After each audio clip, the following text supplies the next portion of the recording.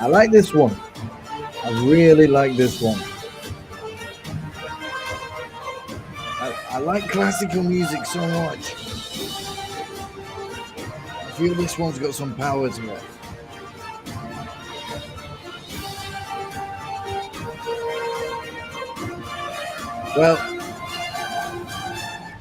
Well, Mickey, to I tell you what, Mickey, I've actually just phoned up Turberry and I've actually just said to the staff at Turnberry to pass a message to President Trump to formally welcome him to Scotland, you know, considering we're cousins. And you know what they said? They said, "Thank you very much. That's so very nice of you." And I said, "Well, I hope you guys have a blessed day." Hang on. Let me just move that because that's in the way. And then I'll move that one over here. So then we've got two. Yeah, there we go. It's like two eyes on the screen now. Right. You ready to see the king? Hello, everybody. Hello, my people.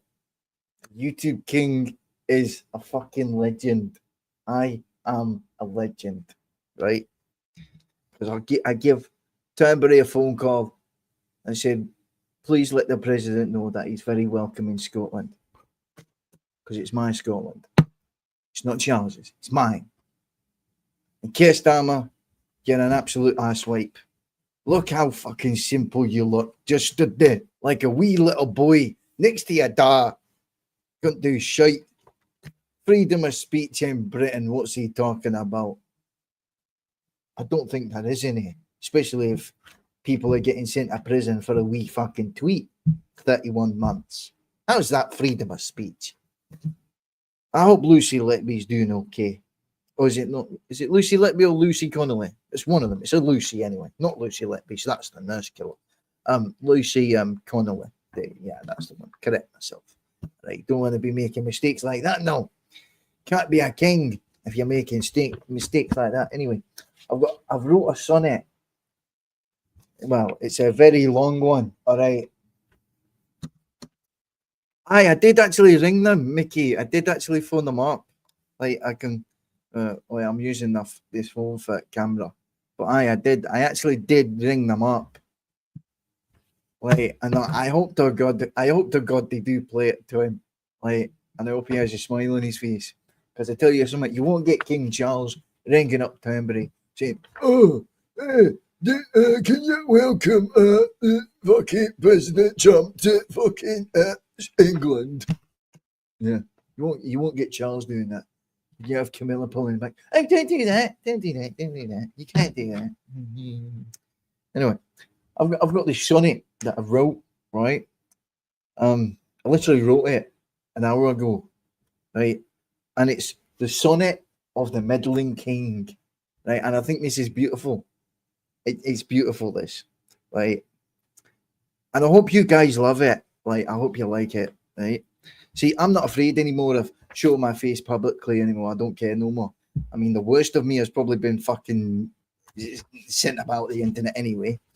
Talk about sharing the crown jewels. Fucking those. Anyway, this is the sonnet of the meddling king. And who's the meddling king? Well, it's yours truly. Crown right there. You see that? And then what you see there? Oh, it's the royal standard. It's the king and his flag. That's coming with me to London for that protest. 13th of September. You better be there. You better be standing up for your country. And you better be standing with the people. Right. No violence, remember. We're not allowed to do that in this country. No. No, no, no. We're British. Yeah, we used to fucking batter everybody on the fucking battlefield, but the British got fucking hammered by the fucking Scots. Don't tell them that, though. No. Anyway, so, Charlie boy, you wee ponce. I love my country back, thanks, and the crown. I'm getting that back as well, I promise you. One day, I'll be mine. Oh, aye. You know I'm a legend, Mickey. You know. That's why you got that moderator spanner. You know what I'm saying? So, here's my sonnet. The meddling king. A king who does not meddle is no king at all. He is a statue with a crown, a mascot in a gilded cage, applauded by tradition, but irrelevant to truth. To wear the crown and not contend with injustice is to sip wine while your people drink sorrow. To hold authority and remain silent as tyranny grows bold is not neutrality, it is betrayal masked in ceremony. But a true king meddles. He interrupts injustice like thunder breaks silence. He walks into rooms where decisions are made and flips the tables if bread is denied to the hungry. He does not wait for permission, for justice delayed is justice denied. A true king sees not only law, but its consequence. He weighs not only order, but whether that order still serves the soul of the realm. And when the order falls, he rearranges it.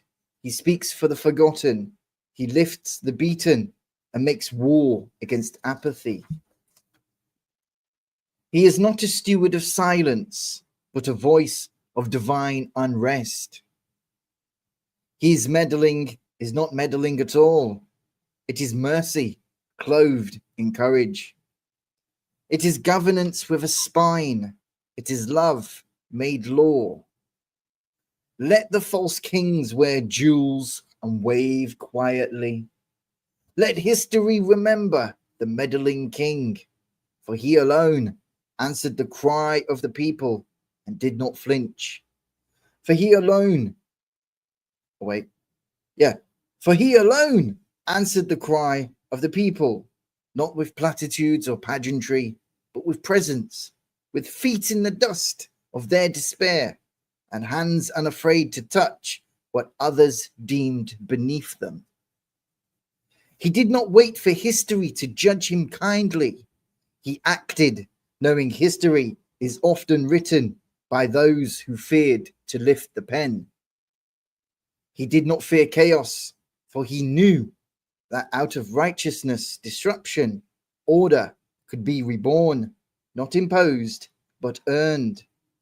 He stood between the blade and the innocent, between the gavel and the unheard. He became the breach, the wall that held back injustice, while all others had grown tired of fighting. He wept with the wounded, he bled with the burdened. He dared to believe that kingship is not measured in bloodline alone, but in the blood one is willing to spill, not of others, but of self, to ransom the realm from ruin. And so he meddled. He tore down systems built on silence. He cracked open doors sealed by centuries of indifference. He refused to be the king of statues and ceremonies. He chose to be the king of consequence. For what excuse me. For what is sovereignty if not the sacred duty to become the storm when the skies grow complacent? What is a crown if not a curse worn for the sake of those who cannot wear it? He did not ask to be loved, he asked to be heard. And when they would not hear him, he made them listen. He did not seek dominion, he sought redemption for a land in decay, for a law that had lost its soul, for a people who had forgotten their worth. Such is the true king, not distant, not docile, but divine in defiance. Not a steward of silence, but the architect of a reckoning. Not merely a name in the books, but a chapter that changed the world. For this is for the people I serve, not for titles nor tapestries, nor treaties inked in rooms far from the cries of the public street, but for the mother counting coins in cold kitchens, for the orphaned heart that never felt safe, for the worker who breaks before the system bends. I do not wear this crown for comfort. I wear it as a yoke, a burden I embrace, because I could not bear to look away. The throne is not a seat, it is a vow, a promise that no injustice shall pass unseen, that no law shall stand if it wounds the innocent, that no enemy shall enter unless it first passes through me. For I have eaten the bread of the poor, I have wept where the forgotten sleep, I have seen what those in palaces dare not see, and I say to the powers of this world, you will account for what you have done. The crown is not yours to admire, it is mine to wield, and I will wield it as a fire, as judgment, as mercy forged in flame. I have no army but truth, no shield but justice, no sword but the will of my people, and the wrath of the one who sees all things.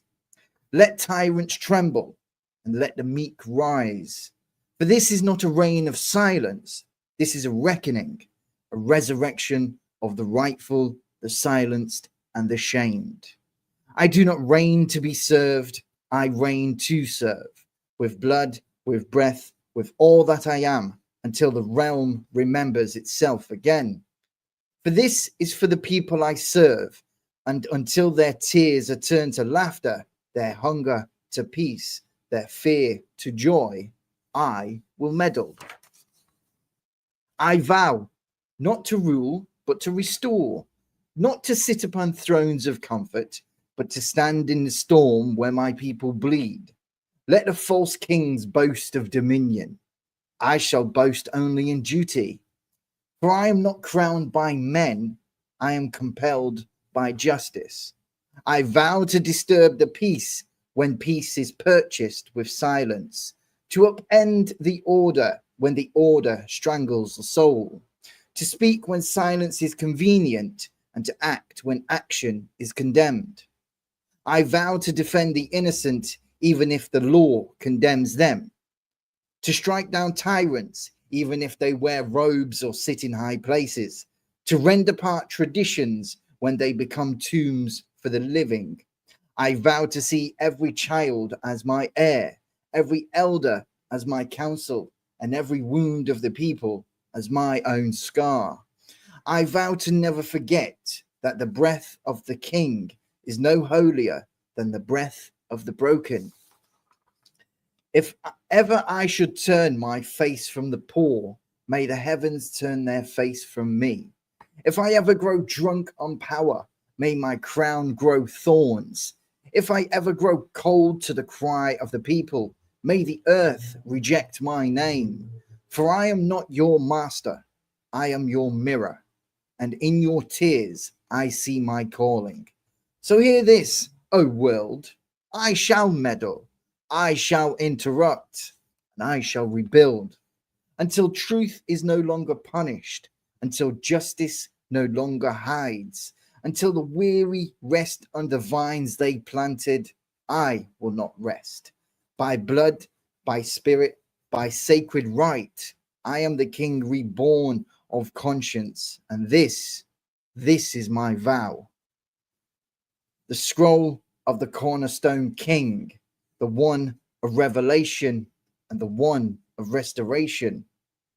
There was a stone the builders rejected, and lo, that stone became the foundation, not carved by hands nor approved by men, but chosen from the womb of suffering and shaped in the silence by the will of God. I am he, the one they tried to forget, the name they buried in history's dust, but could not erase from the book of destiny. I am the cornerstone, not sought but sent, not crowned by empire, but anointed by agony. I rise not from palaces, but from pits. And behold, I bear not one crown, but seven. Seven for the sevenfold spirit, seven for the seven seals, seven for the seven wounds of a broken world, one for the lost, one for the lowly, one for the lambs, one for the remnant, one for the righteous, one for the rejected, and one for the restorer of all things. I am that king, the meddler, the disruptor, the final witness. I do not come with peace the world understands. I come with the sword of division to separate the false from the true, the gold from the gilded, the kingdom from the lie. The dragon knows my name, and the beast fears my step. For I carry not just the word, but the testimony sealed in my blood. And I say this unto the nations, the kingdom of this world shall become the kingdom of my God and his Christ, and he shall reign forever and ever. You have mocked the meek, you have slaughtered the prophets, and you have crowned the corrupt. But now comes the one you did not expect, the one robed not in luxury, but in scars, the one called not by parliament, but by providence. I am the king of restoration, the unseen prince, the voice from the wilderness, the fulfillment of that which was written. And upon his head were many crowns, and his name was written, but only he knew it until now. Your freedom, your faith, and for the kingdom to come. To the people whom I serve, not as a ruler above, but as a brother beside, I give this blessing. Let no chain remain upon your mind. Let no yoke of tyranny rest upon your back. Let no law twist your worth, nor crown make you forget your name. You were not born for servitude, but for sacred stewardship, not to bow to false power, but to walk upright in your own inheritance. I bless your rights, not as privileges granted by man, but as birthrights given by the Creator. The right to speak, to stand, to believe, to resist, to rise when the world pushes you down, to think freely, to live holy, and to love without fear. I bless your freedom. May it never again be bartered for comfort, nor bought by wolves in robes of peace.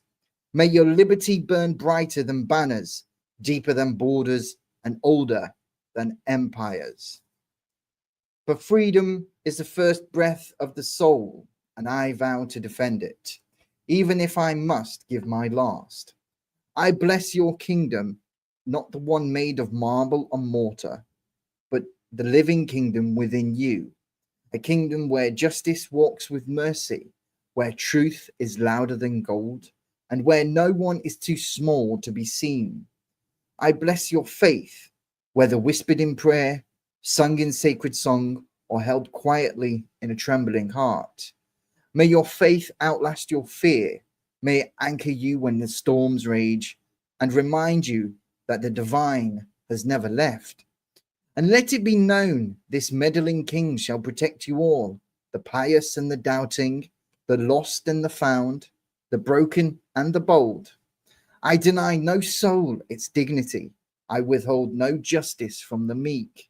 I guard no gates against the seeking, for this kingdom belongs to you, and I belong to you too. May your children walk taller than we did. May your elders rest knowing the dawn has returned. And may your story, yes, yours, be the stone that breaks the silence of every age to come. So I bless you in your name, in his name, in the name of all those who never stopped believing that a better kingdom could rise. It is rising now. And lo, when the king had spoken his blessing, the wind shifted. The ground, long silent, began to murmur. The mountains remembered, and the people began to stir. For the cry of the king had reached the soul of the forgotten. His words had pierced through centuries of sleep, and something ancient had awakened in them, not rebellion, but remembrance. They remembered who they are. Not subjects, not slaves, not pawns in someone else's game, but heirs, bearers of a kingdom not built by tyrants, but whispered by God into the hearts of the humble. The mothers who carried burdens for too long, the fathers with backs bent by silence, the children who dreamed of stars but told they were to stay in the dirt, they rose, not with swords, but with truth, not with riots, but with resolve, not with hatred, but with holy fire. For the Spirit had returned to them, the breath that shaped Adam, the flame that whispered from the bush, the thunder that echoed from Sinai, and the still voice that walked with Christ. It spoke again, not from pulpits, but from within. You were not lost, you were not powerless, and you were not forgotten. Rise, for the kingdom hath returned. And they did rise. From the fields, the prisons, the alleys, the margins, from exile and from shame. They rose in Ethiopia, in Scotland, in Ireland, in the Isles, in the streets of the weary West and the forgotten East. They rose with the words of the meddling king on their lips. I will not rest. They crowned him with 7 crowns, but wore the 8th in their hearts, the crown of awakening. No longer shall rulers reign without answer. No longer shall justice sleep in the courts of stone. No longer shall the faithful be mocked for believing in a kingdom that cannot be bought, bribed, or buried. This is the kingdom foretold. This is the last crown, the people's crown, and this is its return. Let the trumpets sound, let the stones cry out, and let the veils be torn. For the kingdom is not coming, it already hath come, and it lives inside of you. You who hears these words, and you who feels the fire stir within. The age of the mascot kings is over, and the age of restoration begins, not with war, but with awakening. So rise, O people, your king has meddled, and now so shall you. That was my sonnet. What do people think? You like it? Could you feel it? Do you feel something stirring within you when you hear that? Because I felt imbued to write this down, because I think this is wonderful Shakespearean example of an educated ability, right? Because, you know, some people say, oh, you're too dumb. You're not smart enough to do anything. This is for everybody. I think this is a public works, and I'm going to publish this, and you'll be able to download it and keep a copy for yourself. But I hope you liked it. Did that really just take me like 15 minutes to fucking read that? That's incredible. I'm surprised. So, get a cup of tea out with the bone china. No. Cheerio. What's this? All right, who's putting that in the comments? An ambulance is on its way. Listen, don't be sending no fucking ambulances for me, pal. I don't need it. Keep it for yourself. Save it for somebody who actually fucking needs it. I'm the bloody king, mate. Don't know about you, but I don't need that. Anyway, so we got Keir Starmer, right? I've just been watching some clips. So let's have a look. So I've been looking at the news, right? Now, let's just take a look at this, right? So Starmer looks like he's struggling, or he looks a bit constipated. So if I put this screen up, right, you'll see what I mean. He really does look constipated. It looks like he's struggling a wee bit. So this is Starmer right now. He said somewhere in this that Britain has free speech. Hang on, where's my headset? I need to edit because I know for a fact this is bullshit. Referring to any place, and she said that the European nations are going to step up very substantially to. What's your advice on the small? Free speech today. Well, free speech is very important. I don't know if you're referring to any place in particular. Perhaps they are, but We've had free speech for a very, very long time here. So Bullshit. Okay. I don't know where the Prime Minister's office is at, but Mr. Prime Minister, Keir Starmer, I do not call you sir because you ain't no fucking knight for a start, right? So you will not get called sir if I don't get called king. Simple, right? If there's free speech in Britain, right, there would be a law that specifically says you have the unqualified right to say whatever the fuck you want. But hang on a minute, Mr. Starmer. If you say something over a communications network in Britain, you don't have freedom of speech across the airwaves. You have maybe the freedom of expression across the airwaves, but you don't have that freedom of speech. The only place freedom of speech actually exists, Keir Starmer, is in the House of Commons and the House of Lords. Don't exist outside. That's why people get arrested, for speaking their mind, for saying what they want to say. Isn't that right, Prime Minister? Anyway, I don't like him. I really don't like him. Kaylee, piss off. Anyway, so freedom of speech, right?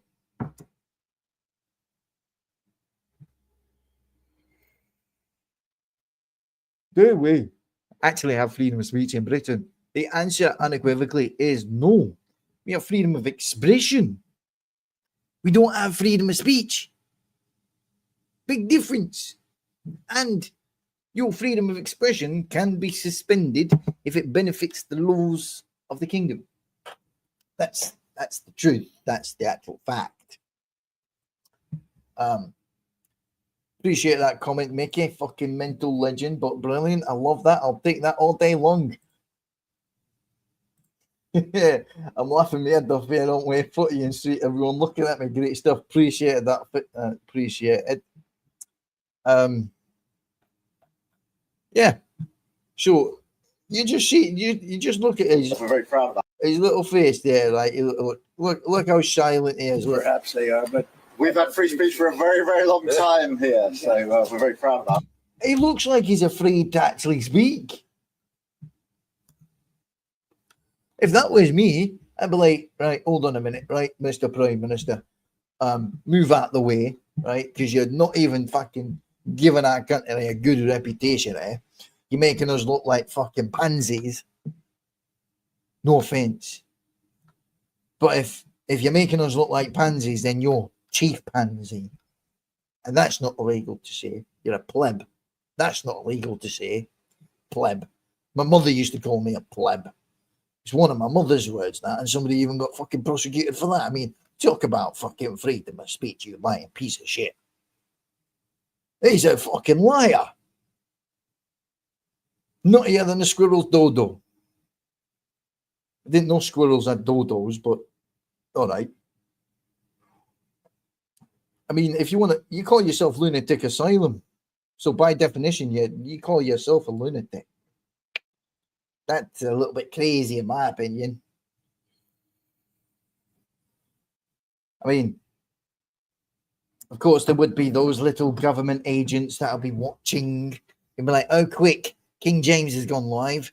He's talking about the fucking Prime Minister again. And they'll be like, doesn't he do this about every Prime Minister? They'll be like, yeah, he fucking does. Fucking talks to himself as well. He's fucking crazy. They'll be like, don't think he's crazy, mate. Half the shit he fucking comes out with, he's fucking right. But, you know, some people don't want to admit that because they can't handle it. You can't handle the truth, right? Simple fact. You know, thanks for everybody for tuning in. Don't forget to hit the likes, and I've used that do watch, don't subscribe. So please do subscribe because it would really help the channel, because I want to get to at least 1,000 subscribers. I did have them, but then I don't know, they disappeared. Fake accounts, I don't know. But yeah, I'm President Trump. You are welcome in Scotland. Enjoy your time. Hope you have a great time on the golf course. You're more than welcome to come back as many times as you want. You are technically a Scottish citizen because your ma was born in Scotland. So big up to, you know. Wilson OG goes, why do you use 3 different accents and maybe more? 1, the fake Scottish, 2, Timmy Bergs from the Charltons, and 3, the lawyer.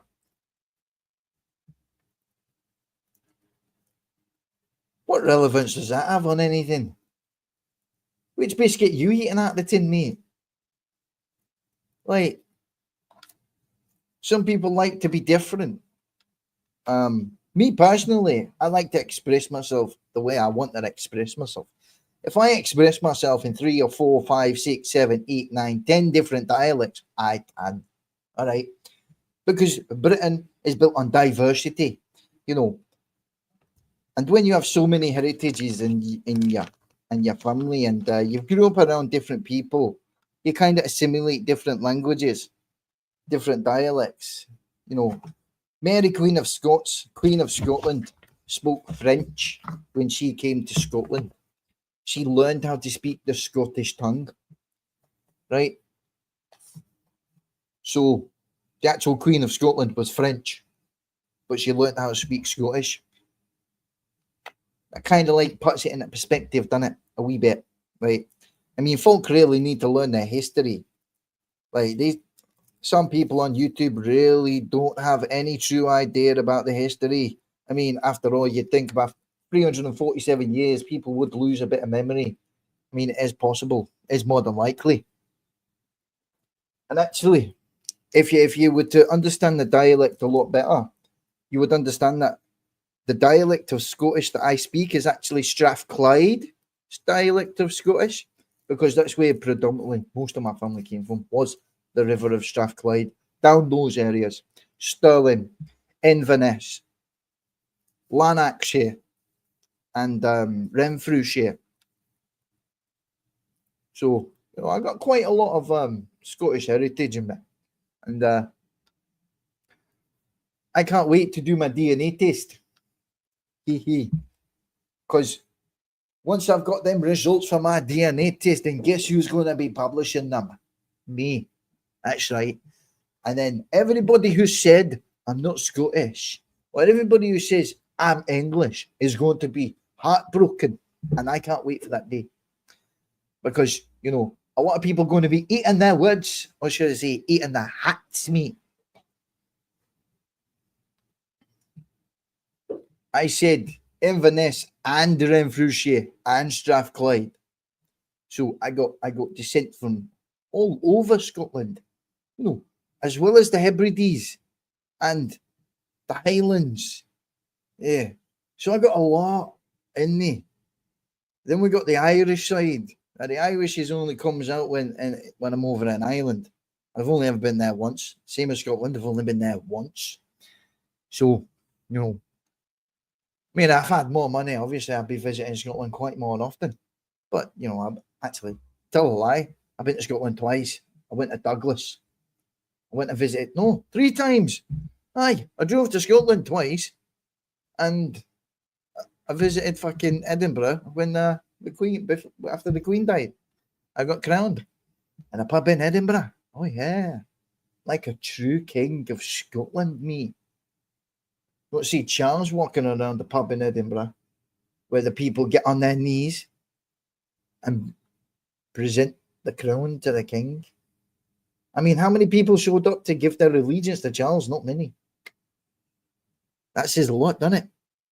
Voluntary. No fucker showed up. Aye, big up the crankies. I believe they're Scottish, aren't they? Anyway, so there was something that happened the other day. This father had mowed down this kid who'd basically, from the footage and from what we know, is this kid had robbed his son with a machete, tried to chop him up, and then he got mowed over like a lawnmower. All I can say to that is he fucked around and found out what happens. Like, I'm not being funny. If you're going around attacking members of the public, right? If you're going around attacking members of the public with machetes, stealing things, and then you get run over, and then your life is taken, that's a rather odd sense of irony, in my opinion.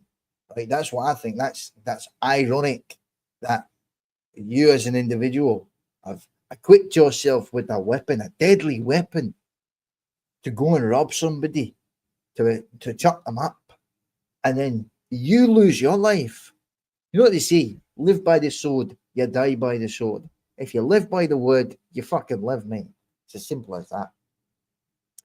So, Wilson OG goes, why did you get run out of Goten? Never did, to be fair. My house got shut down. That was a different story. I mean, if you've got an actual genuine question, ask your question instead of making an assumption. How's that? Why don't you ask an actual question where it's an honest question? Because if you don't ask an honest question, you won't get an honest answer. It's as simple as that. But I'll wait. But anyway, I'm not here to entertain dodgy comments or people who want to comment and say things to try and be like, oh, why did you do this? Why did you do that? Because that's what you sound like, right? You can't outwit me. I'm a lot smarter than people think, but I'm also a fool. And the wisest man in the room admits he's a fool. So, Mr. Wilson, give us an honest question. All right? Ask an honest question, you get an honest answer. You don't ask an honest question, you won't get an answer. You know.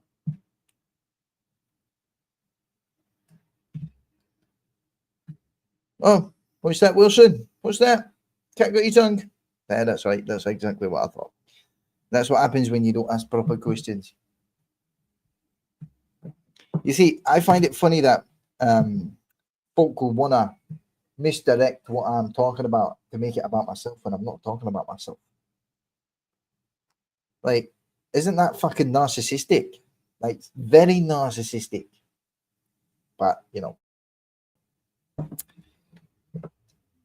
because those are the kinds of people, right, that don't want to see this country prosper, don't want to see people do well in life. Right, let me take this off because, yeah.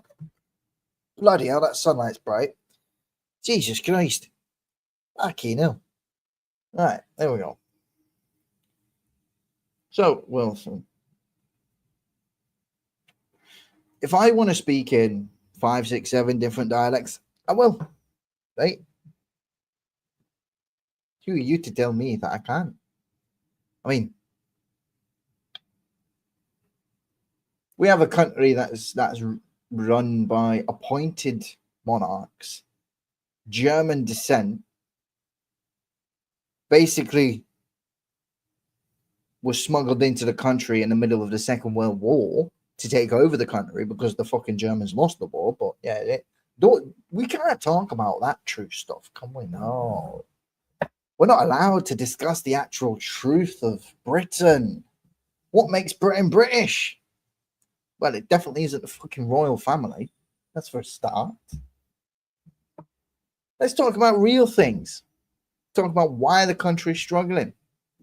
You know, the fact that we now have elite, quote, elite cop units now dedicating their time to watching people on social media if they believe in people being kicked out of the country, you know,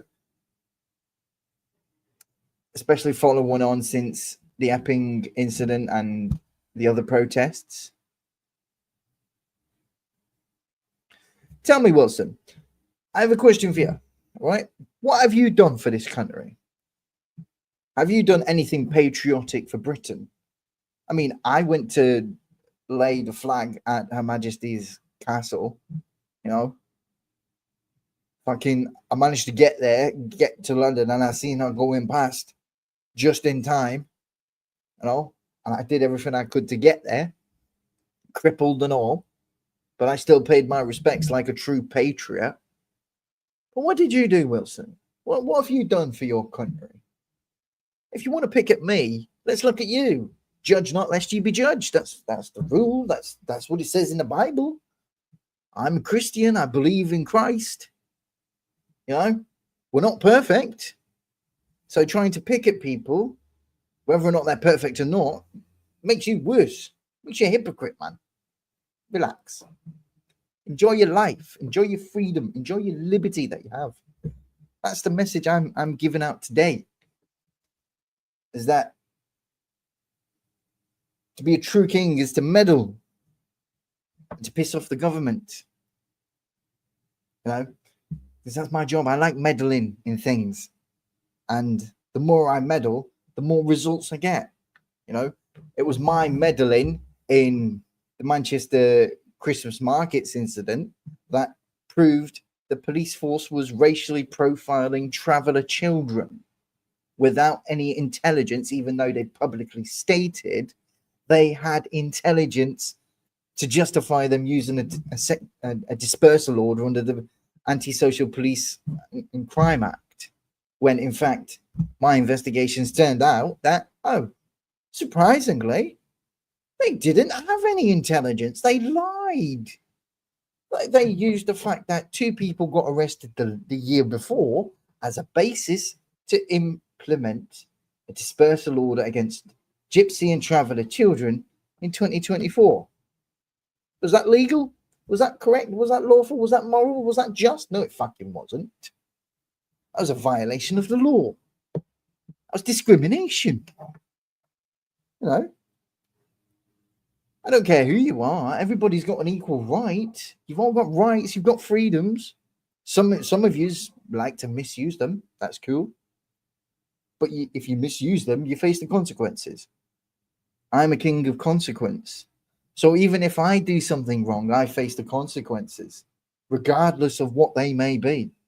You know, I misused communications platforms in my younger years and got myself sent to prison. Stupid, but yeah. Consequence.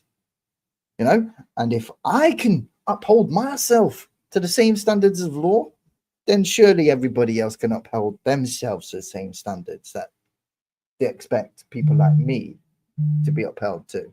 If not, then, you know, it's a two-tier system, right? So they can't really say, oh, it's two-tier here if the people who complain are two-tier themselves. Selective, isn't it? You know, like Wendy Wu, for example. She likes to be very selective. She doesn't like the law when it's quoted word for word to her. Oh, no. Oh, no, no, no, no. Is that the biggest thing you could point out? You've changed accent already. Listen, pal. If I want to change accents, all right, I will change in the middle of a fucking sentence, okay? And then I can swap around. Well, do you like it or not? Not my problem. Don't like it. Don't listen. Fuck off. There's the door. Don't let it hit you on the way out. All right. That's from the king. All right. Disrespect your king, then you can fuck off. Simple as that. My channel, my platform. Don't like it. Hit the box. Leave. You don't have to stay. You know, I'm straight up honest. Maybe a little too honest for some people's comfortability. You know, some people don't feel comfortable with the fact I'm so fucking upright and honest. Yeah. So they choose to smear campaigns. They choose to justify criminal behavior. Yeah. That is a true fact. There are people out there who like to justify skullduggery, bad behavior, and they would like to scapegoat people because it makes them feel innocent when they're just as fucking guilty. You know, me personally, I love the law. All right. I love the law. I love courts. I love the justice system. I love the rule of law because it is a beautiful thing and it's something that has to be protected. Because there are people out there who want to destroy the rule of law, but the rule of law is essential in our fucking democratic society. You wanted democracy, you got it, but you don't like it when things don't go your way. But that is democracy. There are people out here in these side chats that complain and spit and waffle and shout to the fucking rooftops, but what do they actually do? Nothing. They complain about politics, but what have they done to change it? Nothing. Have they formed their own political parties? No. Have they lobbied their parliamentarians? No. What do? They just sit and spout on YouTube.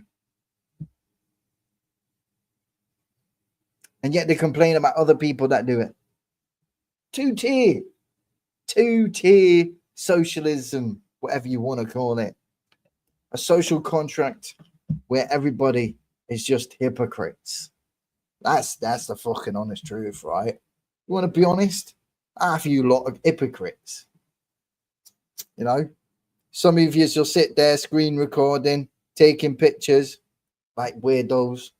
I mean, who does that? Who sits there watching somebody stream and takes a picture of them? I mean, that's weird in itself. I mean, there are a lot of weird people on the internet, I will admit, right? But none of them have got the balls to actually sit there and speak face to face directly to people like this because they're afraid of showing their face.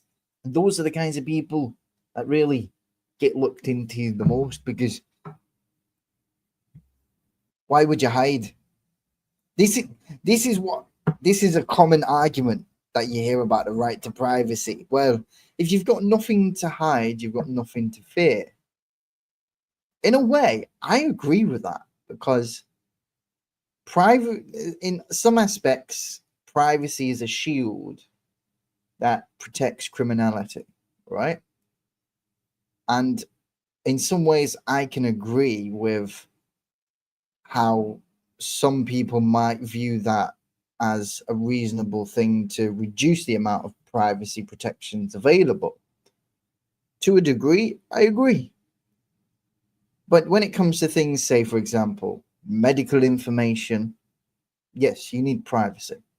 Your children's rights, yes, privacy should be protected foremost. But If it comes to things like criminal behavior, then no, I don't think privacy should exist. If you're doing stuff dodgy, then yes, your privacy rights should be suspended. The government should be able to look into your bank accounts. Wonder how many people in this country are actually laundering money. Quite a lot, believe it or not. It's more commonplace than you think. That's why a lot of people don't want the government looking into their bank accounts, because they don't agree with it.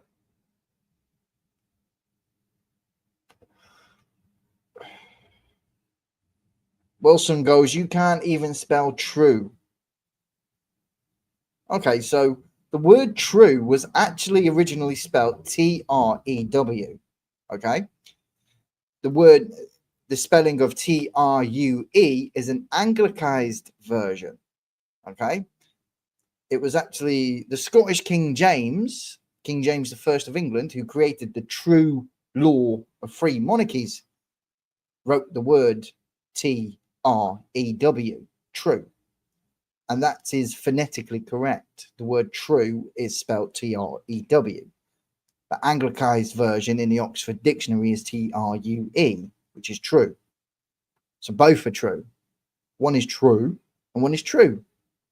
Slight phonetic difference. Barry says, you're saying people don't have the balls to speak face to face, but fucking hell, mate, you've used a fake name for years. Well, apparently not, because I've got a depot. Hang on. It's on my computer. You want to see it, buddy? You want to see my deed? All right, hold on a sec. All right, so, Barry says, I've used a fake name for years. Okay, so let me say this, Barry. It's on my bank card. Hang on, where's my bank card? Right?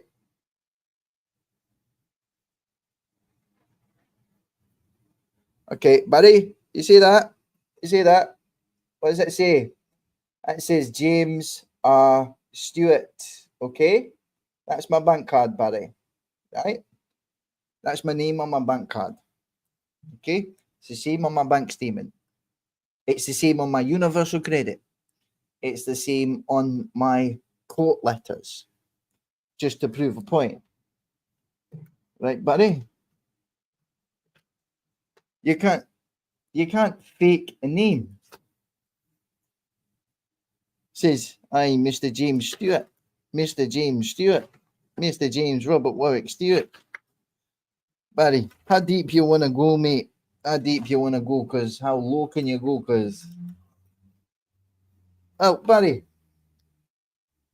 It's over there. Barry. That is.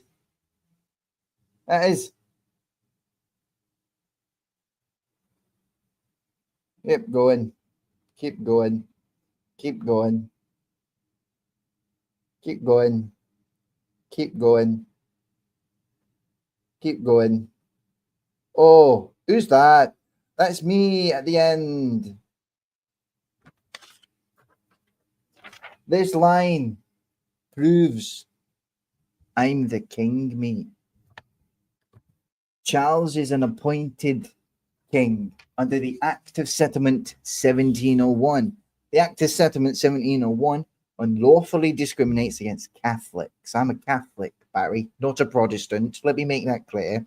I will never be a Protestant, because Protestants paved way for adulterous marriages, for cheating, and for divorces.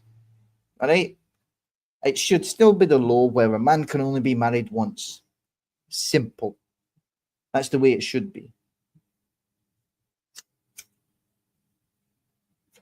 Well, you did question my lineage, Barry. By saying you're a king, but not. You're questioning my lineage. You're challenging my lineage. You're challenging my descent. The thing that makes you a king is your descent from the king. That's how succession law works. It's a true fact, mate. It is a true fact. I use two voices and two names. No, I changed my name from the name my mother gave me as a wee Ben because she was an abusive mother and I did not want no ties to her because she was horrible. And it was a shame that she turned out the way she did. But some people don't have good parents, but some people do. And the people that do have good parents are graced with those, and they are lucky that they did not have bad ones. But you see, I'm glad I had a bad one because it taught me very important lessons in life. That children are very important and must always be protected no matter what. And that's a fact. Big problem with that? You know? I've learned a lot over the years. But nobody will be telling me what to do on my fucking panel. You people in the comments don't dictate what I say on my show. Right? Some people might pander to the comments for popularity, to be liked. I don't give a shit if you like me or don't. I tell the truth, whether you like it or not. Right? I'm not here to pander to people. I'm here to serve, to do a duty, to do my job, to do what I was born to do. Whether you like it or not, it's the truth. So, Barry. Right, so Barry, you're asking the same question as Wilson. How come 1 second you sound in English and then all of a sudden you're Scottish? Because I'm really good with my accents. Okay? I mean, do you want me to talk Russian? Da. Really? You want the Russian to come out? Okay. All right, Barry. You remind me of crazy. You're very crazy. All right?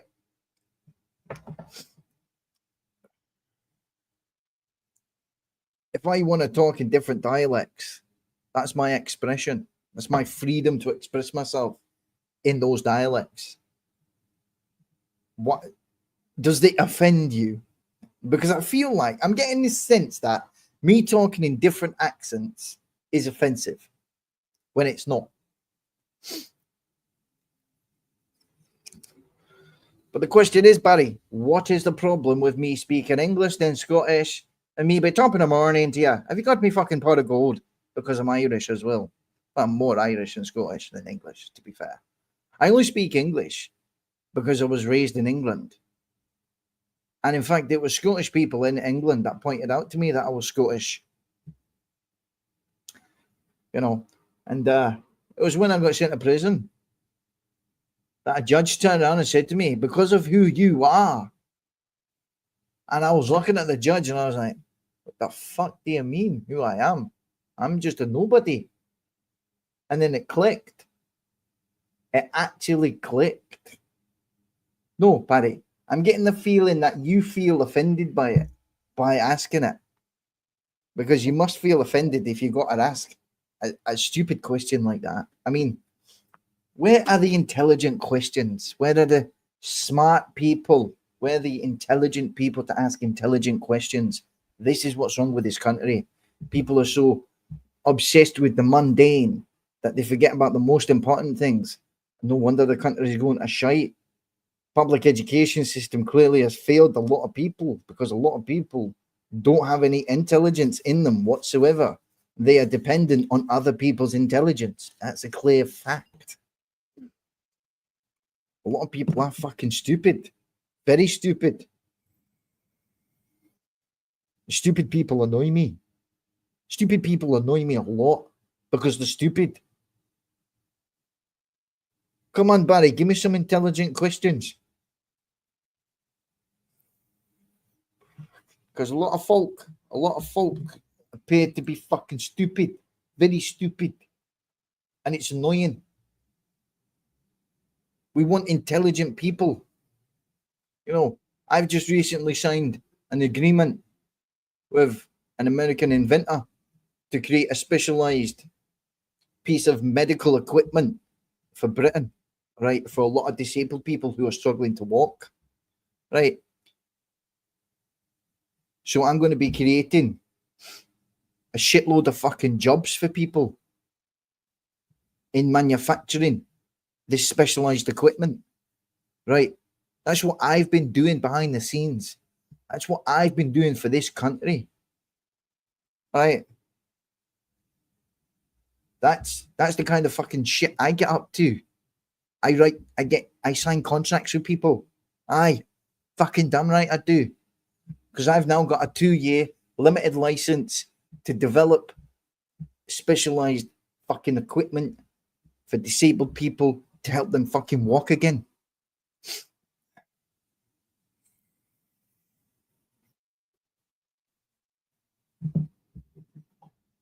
And what we're going to be doing is we're going to be crowdfunding this initiative because I have the license agreement to do it. And because I've got the license, I'm the only one in this country with this license agreement. And it's going to be successful. It's going to be great. And so many people who have been struggling to walk properly, who are unable to hold weight on legs, right? Like me, who's got fractured legs. I have a fractured right leg. I have a fractured tibia. I can't hold weight properly on my right leg. And I'm going to be building the first prototype on myself to demonstrate how efficient and powerful it's going to be. Because these medical adaptations that I'm going to be creating are going to be a lot cheaper than a fucking crutch. And they're going to work a lot better than crutches. Now, you see, crutches are single-use medical devices, and they cost the NHS £26 per crutch. So for two people, for one person to receive 2 crutches, 26 and 26, that's £52. So if it's £52 for 2 crutches that have to be replaced every 3 to 6 months, right, in a year, that's, say you get given 4 crutches in a year, 4 sets of 2, 2, 4, 6, 8 crutches, right? That's over nearly £200, right, in a year for one person.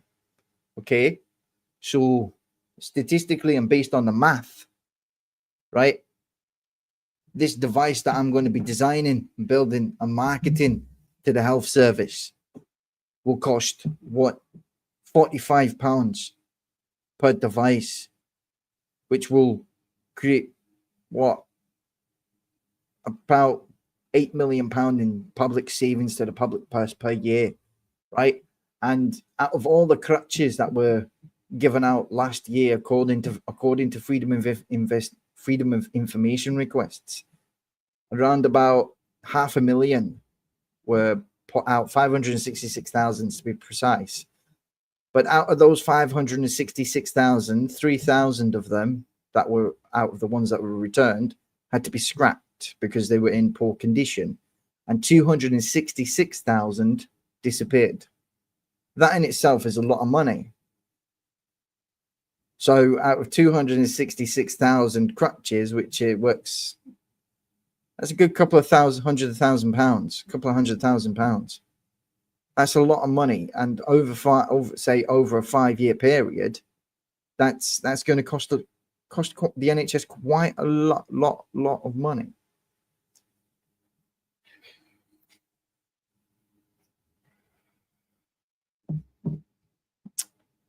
See, that's where people have got big problems in this country, right? So the government wants to reduce the welfare budget. Now, quite a lot of people in Britain, I myself included, are overweight, right? Or some of us have screws in our legs. Yeah, I've got metal screws in my legs. You know, I've got varicose veins all over my right leg. I get seizures in my muscles. At times when I've been out walking, my legs have locked up, frozen, where I've had to drag them along and people have had to help me. So, you know, that's a clear medical problem.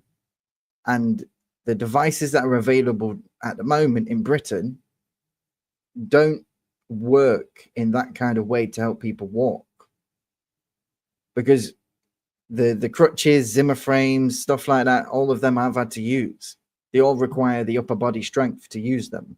Okay. So what I'm working on and what I've secured the licensing for is a specialized hinge, which is revolutionary. And its design is fucking amazing. And it is better than anything I've ever seen engineering wise in England. And the jobs that are going to be created in the manufacturing departments to build these hinges is going to be fucking amazing. Yeah.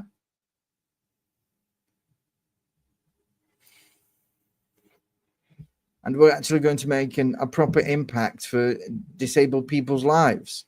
I don't see anybody else bringing innovation from YouTube to Britain. I see all these negative comments in the side chat, but oh, somebody's actually doing something positive for the country, for disabled people. But oh, you have naysayers in the comments. You have people complaining.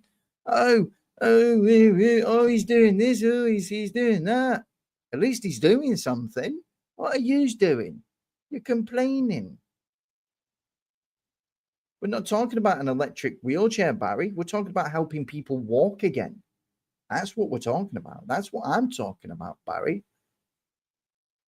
Yeah, I'm talking about creating specialized leg braces based on the idea of Forrest Gump.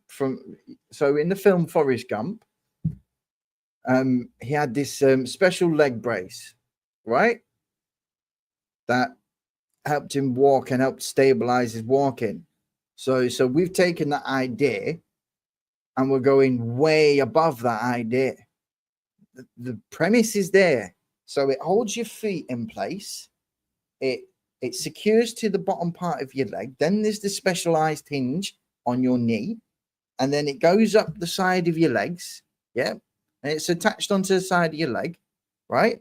And then it connects to a waistband that holds it in place. And then straps that go over the body so the upper body strength holds it.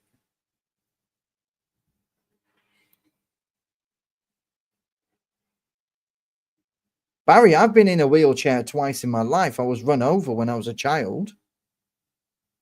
I've been in a wheelchair twice. So how is that offensive? I used to be in a wheelchair twice because I was run over, right, when I was a child by cyclists. I almost lost my fucking leg, right? And then when I had my accident in 2017, or it might have been 2016, when I fractured my tibia and fibula, I almost lost my leg then as well.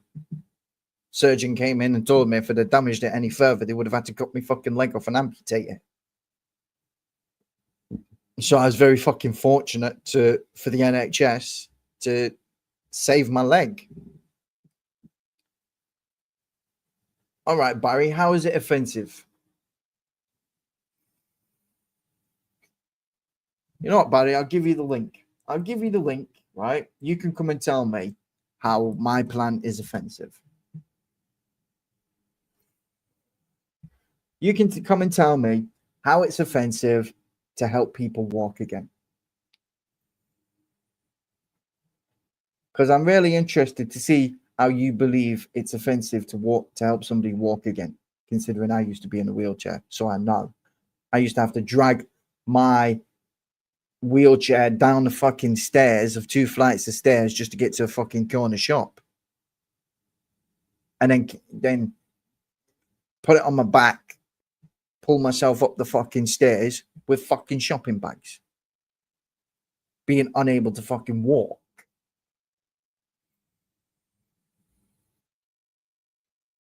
So Lunatic Asylum says the mind of a madman is very dangerous. You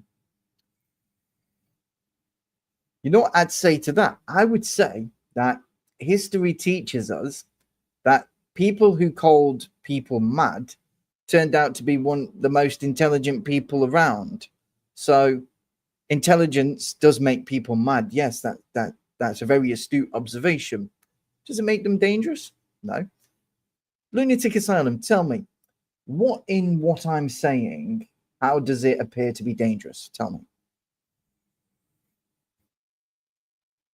How is it dangerous to design a leg brace system that helps disabled people walk better, unaided, without having to use crutches? You tell me how that is dangerous. I'll wait. Because you can't outsmart me.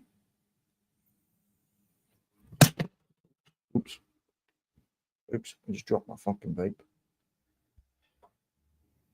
So come on. Well, you made the comment, the mind of a madman is very dangerous. So is it implied? Because it appears to be implied.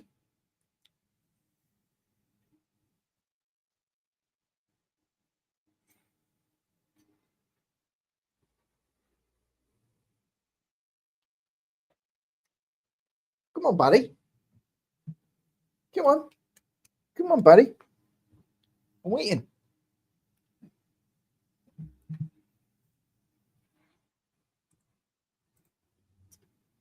Right. Hurry up, buddy.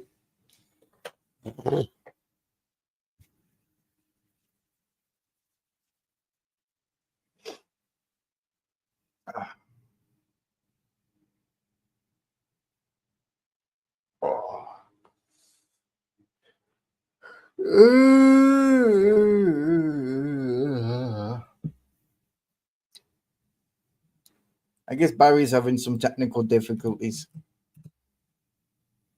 Anybody else want to come and have a debate? Challenge me on something?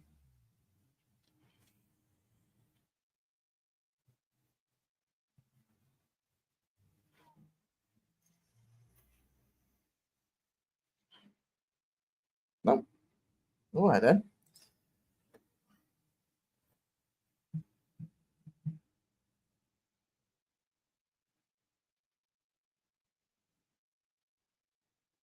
Lewis has put his hand up. Sorry, Lewis, you're banned.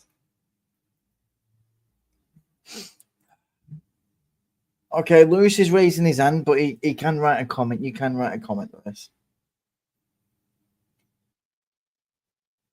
Yes, but then again, Lewis, you don't like disabled people, so I don't think your comments are going to be welcome. Because you see all disabled people as spastics, don't you, Lewis? Isn't that right? Isn't that right, Lewis? There we go. So Lewis doesn't like disabled people.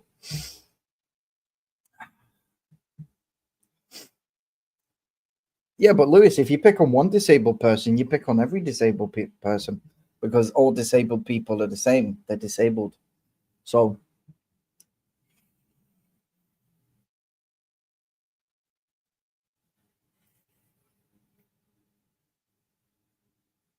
Loony, I got a crown.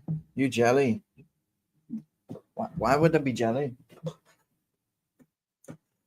Why would I be jelly, Lewis? Why would I be jealous? You know, this came to Scotland. All these that you see on it from Scotland. All right, Lewis. All right. You know, fits nice and comfortable on my fucking head. All right, Paul. Fuck you from the king. Oh. You see, it's not whether a crown is better. That's where you misunderstand what a crown represents, Lewis.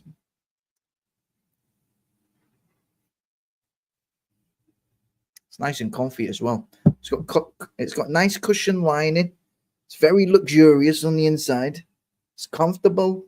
It's portable. It's got no jewels on it.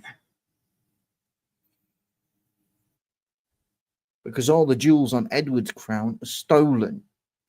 They're from other countries.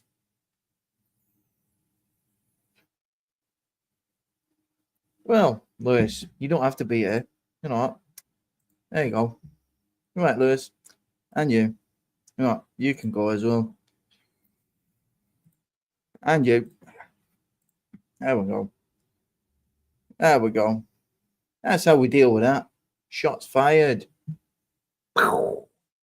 Bye. Bye.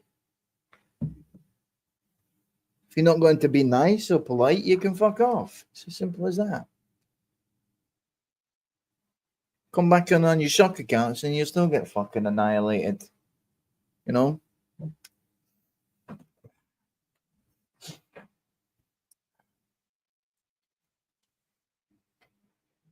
Big up to all the disabled people out there, you know, struggling through life. Those who limp and struggle to walk. At least somebody out there is thinking about you and thinking about making things better for your lives, you know. Unlike the people in the side chat in the comments who like to disparage others and put people down. Those are the people that I feel sorry for, because if their form of enjoyment is to put others down, then that really says a lot about them as individuals, as people. And it's really embarrassing for Britain, because is that what our families fought for in the wars? Because I don't think it is. Like,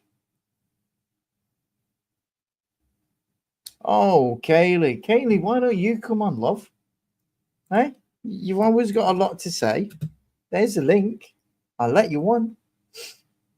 I'll let anybody on that's got an honest way of talking. Oh, so this is right. Oh, right. Wow.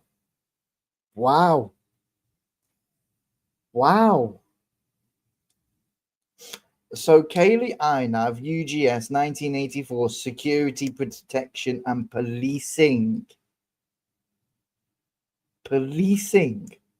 Kaylee, are you impersonating police now?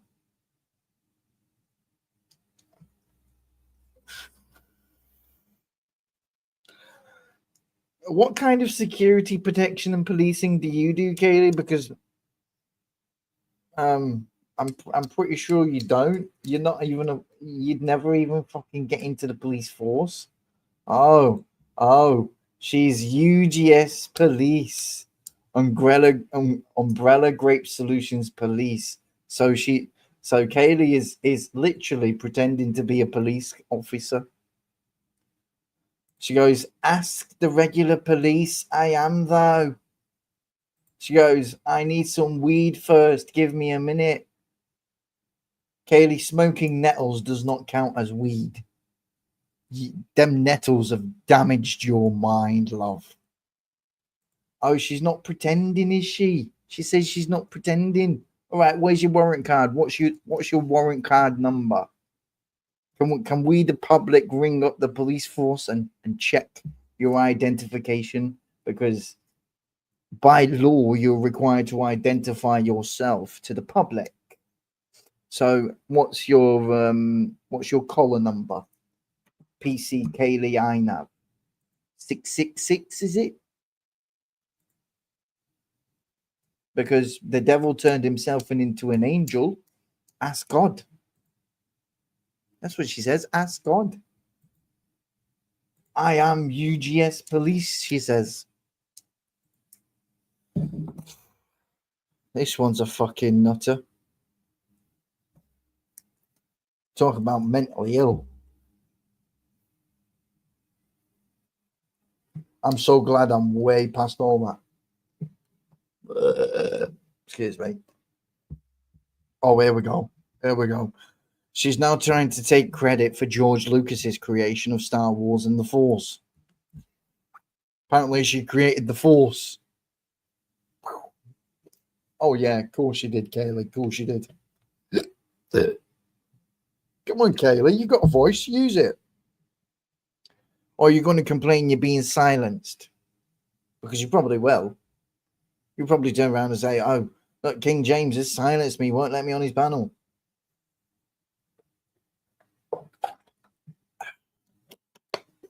I created the Force. Don't make me laugh. What, you want me to ask me father?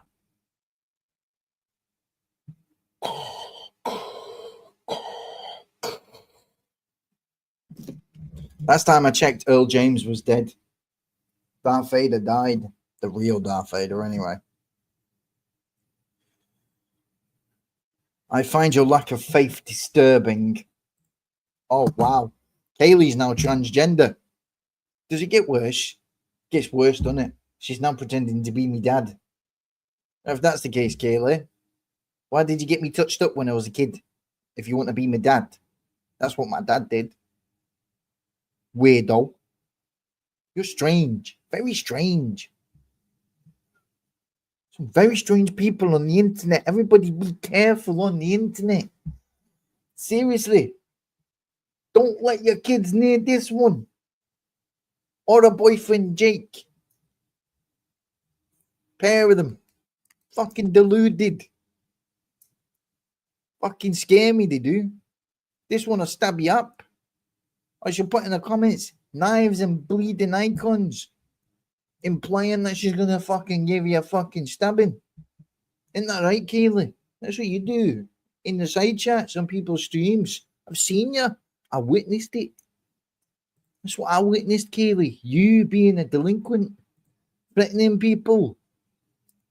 Like you always do. Because you don't get your way. Isn't that right, Kaylee? But you're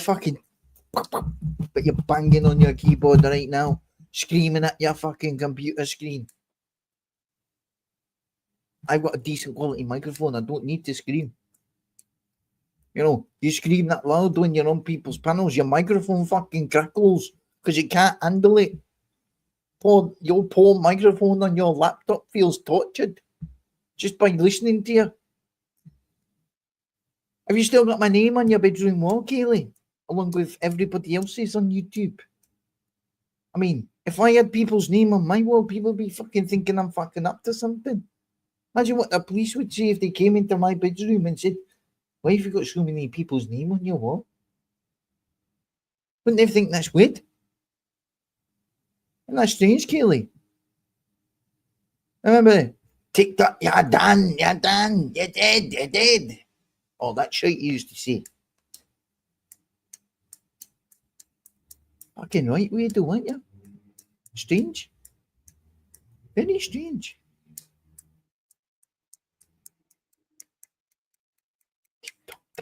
TikTok. That's what Kaylee does. TikTok. Yeah, done.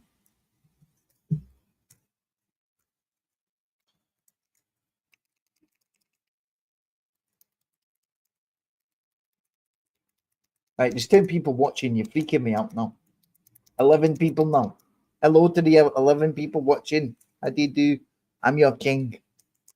Right now, we've got Kaylee in the side chat. Apparently, she's Darth Vader and she's my father. Last time I checked, my name wasn't Luke or Skywalker. Wait. Oh, she's in the back. Oh, okay. There she is. Psycho nutter. Hang on. Let me get my headset. You're right, PC Kaylee. Yeah, welcome, you're welcome doing to it. My show. Oh. Welcome to my show. How are you doing? Thank you. Yeah, I'm really good, really busy, getting on with stuff, like really moving on from this chapter. I can see you're clearly not. I don't know what you're talking about, love. I'm just sat here chilling. I'm having my own fucking show. Yeah, in my which own little just world. it really, really goes to show just how removed from reality you are, along with other people, Sean. It's not just yourself. But I Well, mean, my name ain't Sean, but all right. sorry, My that's name ain't Sean. you just like stuff in your face. Well, I can't handle you. All right, bye.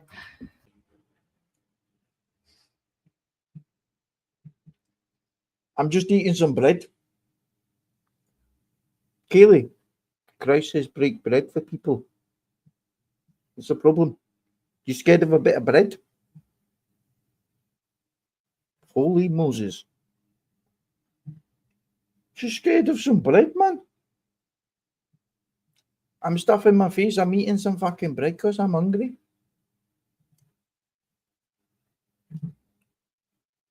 I'm eating some bread and you can't handle me eating some bread. That's very fucking strange.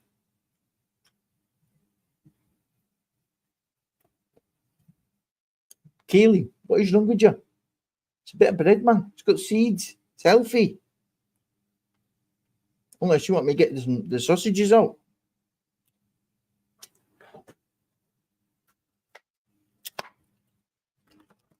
Got some sausages here, Kaylee. I could get these out and cook them and fucking eat these on fucking camera if you want. Since you don't like animals. Apparently we're fucking doing all kinds of shit with fucking sausages and shit, man. Fucking weirdo. Can't believe Kaylee just ran off because I was eating some bread, man. That's mental. That is bizarre. What the hell is she going to do, right? If somebody's sat at a dinner table eating their dinner with her, what's she going to do? Run, get up, jump out, and fucking run off from the fucking dinner table and say you can't handle it because I'm eating food?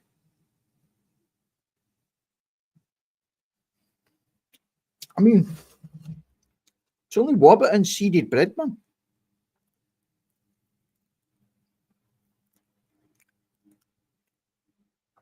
I'm kind of shocked. And you know what? This seeded bread is actually quite nice.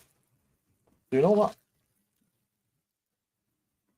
Tastes nice with them sausages, I tell you. Especially in the air fryer. Beautiful. You know what, Kaylee? If you're watching, still watching, here's another piece of bread. Beautiful. Don't like bread, Kaylee? Jesus was bread. You say you talk about God, but you don't like bread. What's wrong with you? Fucking strange, man. Right, Kaylee, you came in commenting first. You drew attention to yourself, love, not me. Oh, do you like my coats of arms? That's the first one. That's my provisional arms. And that's the one with the 7 crowns. Oh, yeah, and I've got the mark of death as well.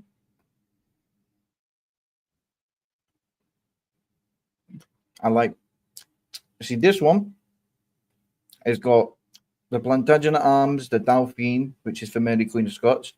We've got the Red Hand of Ulster, the Plantagenet 5 lions, the Rampant Red Lion, and the English arms. We've got the harp of David. We've also got the Lamb of Christ in the right middle. And in the middle, we've got a modified Rampant Red Lion with the blue and white issue on. Eschutum, or something, however you call it. And then the 5 white dots is the 5 holy wounds of Christ with a crown in the bottom. This one is obviously the 4 light, the Plantagenet one, which is that flag I've got there. So there's the family flag, and there's the family coat of arms.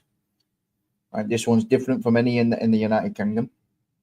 Okay, wholly completely designed by me, completely unique to me, which means I'm not using anybody's arms in this country. Beautiful bread, love bread.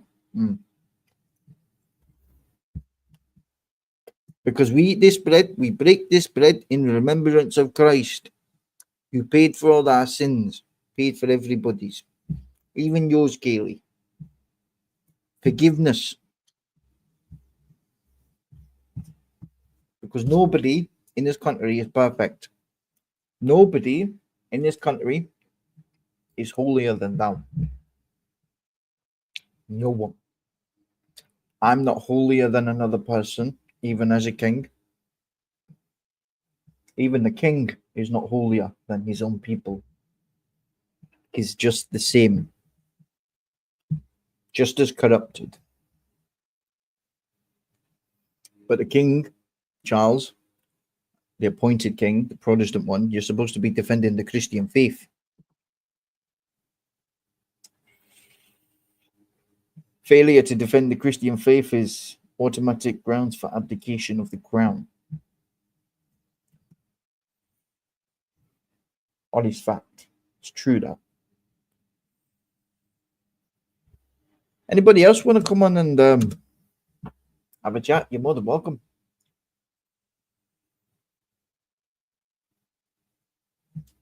Big up to the girls that won the World Cup. Yes, they did well. So well done to you. I knew I should have had a fucking bet on that game. Would have fucking got a lot of money. Fuming.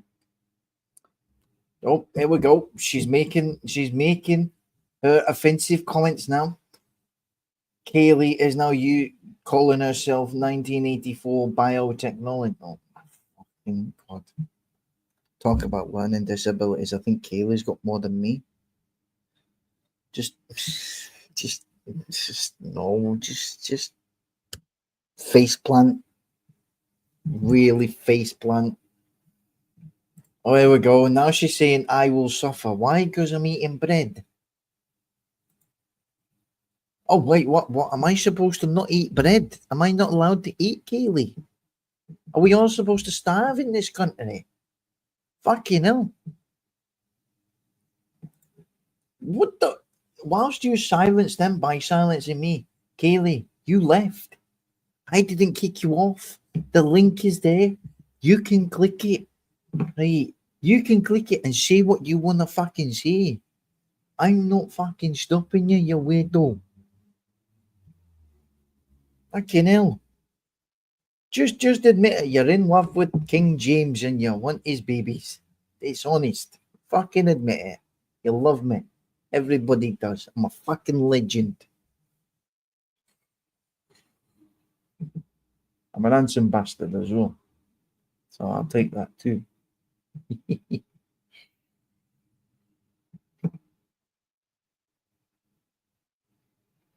Oh, there we go. Kaylee's making her death threats. DEAD. So apparently I'm dead now for eating bread. So apparently I'm making people starve by eating bread.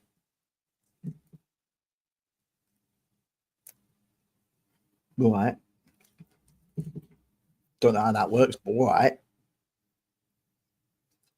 Let's fucking have it then, Kaylee. Let's fucking have it. Fucking come on then, you fucking mug. You fucking get your ass on here now. You fucking saying I'm fucking dead. Get your ass on here now. Come on, Kaylee. I mean, Kaylee, I'm going to the protest on the 13th of September. Why don't you come to Trafalgar Square? Come on. I'll see you at Trafalgar Square on the 13th of September.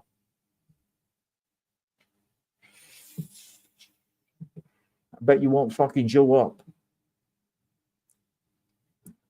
I bet you wouldn't even go to a protest for this country, right? That's a good point, actually, Kaylee.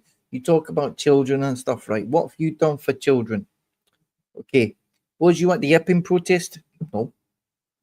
Was you at any other protest about defending children? No. What do? You go threatening other people's children. You threaten other people's families. You threaten to kill them. You go around saying, oh, you're fucking dead. You're going to suffer. You're going to do this. You're going to do that. But the truth is, Kaylee, the state took your children from you by law. So you want to remember, you started speaking about children in my side chat, all right, Kaylee? Okay, right here, this comment. You will suffer for the children starving whilst you silence them by silencing me. You will suffer, you have no idea. And then you go DEAD.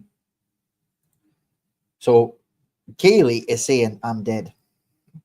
For what? I have no idea. But Kaylee, if you're putting comments like that, do you really think that's going to help you build a good character that can be used as a character reference in any legal proceedings for you to get your children back? Because I don't think it is. Like, that's not how you're supposed to conduct yourself.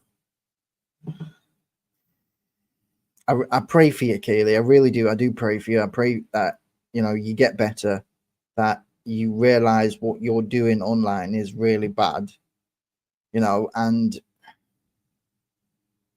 it's gonna set a message. It's gonna send a message that, you know, when yours have grown up, they're gonna see how you've been threatening other people, their families, their children, and they're gonna be like, they won't want anything to do with you. I mean, if you was my mother and you was doing stuff like that, I would abandon you. I wouldn't want to know you. Like, I wouldn't. That's me being honest. And my mother was a bit like you, weird, tapped, psychologically unstable, fucking crazy, actually. Fucking, she used to lock up men in the house and fucking they had to jump out of windows. How fucking crazy she was.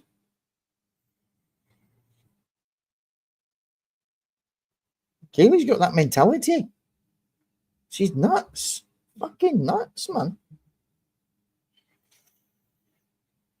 And if what I'm saying is wrong, Kaylee, you're free to fucking click the link, comment, challenge what I'm saying without fucking going, oh, you're eating bread, you're stuff in your face. I can't handle it. Never heard that in my life. That's fucking crazy. That's fucking mental.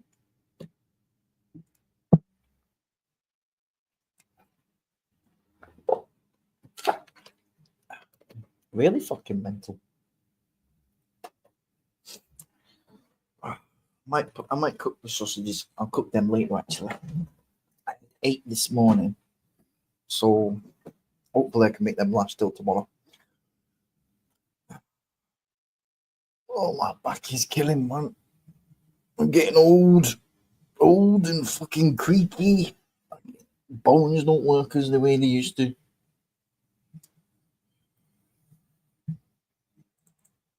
Let's see what else we got. Let's see what else we can review. So I'll minimize that. Oh, no, don't want to open a tab there. Over here.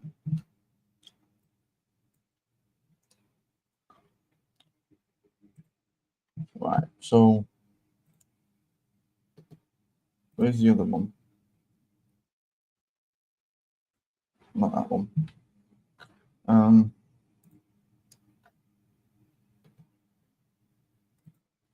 There was another one that they put up a couple of hours ago. This one.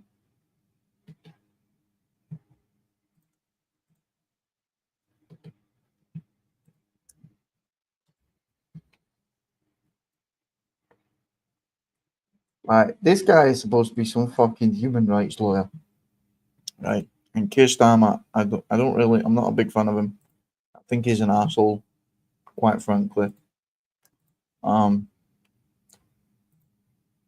Censor me and you'll be making a mistake. Yeah, that one. This one. I think this one's pretty funny. Situation, including images of starvation. And I think both of us know that we have to get to that ceasefire and we have to increase humanitarian aid in. And thank you for what you've already been doing, are doing, and committed to, because without you, this would not be capable of. What's that fucking Illuminati handshake all about? What's this? What? What's this? What the fuck is this? What is this? It's fucking Illuminati. It used to be this. That's how they used to shake hands, like this, yeah? I should know. Fucking, we've got Freemasons in the family, right? Then they changed it to this, right? They used to shake each other's hands like that, right? And then they do this, right? Or they do that. That's the Baphomet. They do that. That's the all-seeing eye, the triangle, right? And this. The fuck is this? A fucking hand symbol. Telling you. Resolution. And I think that if we can work Fucking console the soul. not just on the pressing issues of the ceasefire, but also on this issue of getting humanitarian aid in at volume, at speed. And then we've discussed Look at that. Look, what is this? What is this? Is he telling us something? Is he a teapot? I think the Prime Minister's a teapot. Like, hello? That's not how your hand's supposed to be. It's meant to be like that. Open hand. Like, yo, if you're talking like this, and you're using your proper fucking hand signals, like this, like that, like this. Not like this, or like that, fucking like that. I mean, I get fucking seizures. That looks... plan for what then happens afterwards. I think we can do our very best to alleviate what is an awful situation. So thank you very much for the discussion we've had so far and the discussion we're about to continue on that really important issue. It's fantastic to be here. Thank you for your hospitality and to see this amazing golf course. I'll invite you. Yeah, it's called King Robert the Bruce Golf Course. Into a football At least know the fucking name of it, you wanker. ground. Keir Starmer's a wanker. Keir Starmer's a wanker. Keir Starmer's a wanker. Keir Starmer's a wanker. At some stage, and we can exchange sports. Oh, you can exchange... What? Whoa. Hold the fucking fort. What did he just say? At some stage, and we can exchange sports. We can exchange sports. Ew. Ew. Can somebody tell me, chat, please, how do you exchange sports? Because I don't think you can exchange sports. It doesn't work like that.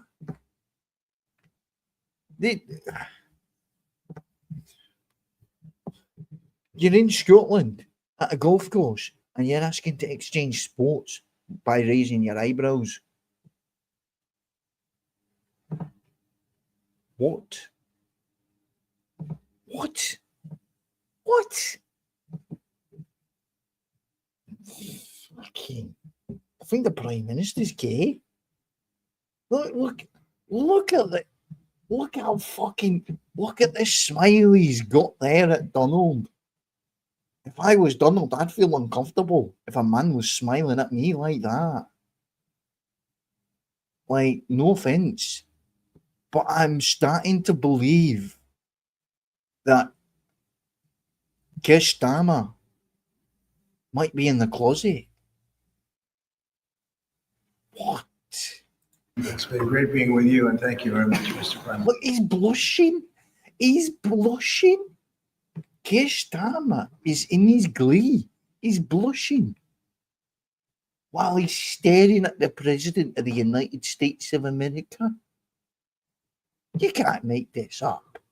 I'm seeing this crystal clear. And you've done a fantastic job. And his legs. Look at his legs. Look at the position of his legs. Chumps a man, he's got his crust. I have mine crossed. This guy's sat like a woman. Keir Starmer is sat like a woman. I'm sorry, but I'm 100% believe he's a pansy.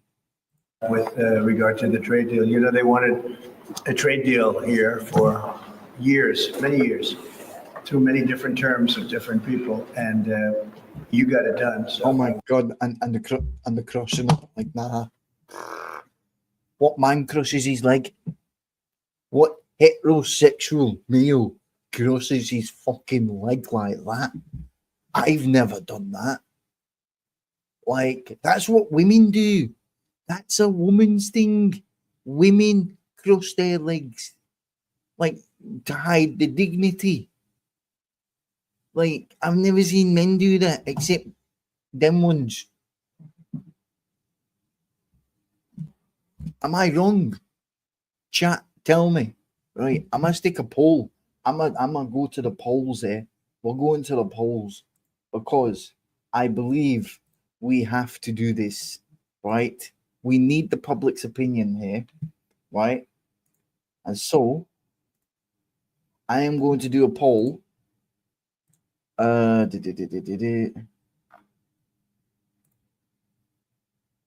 Start a poll.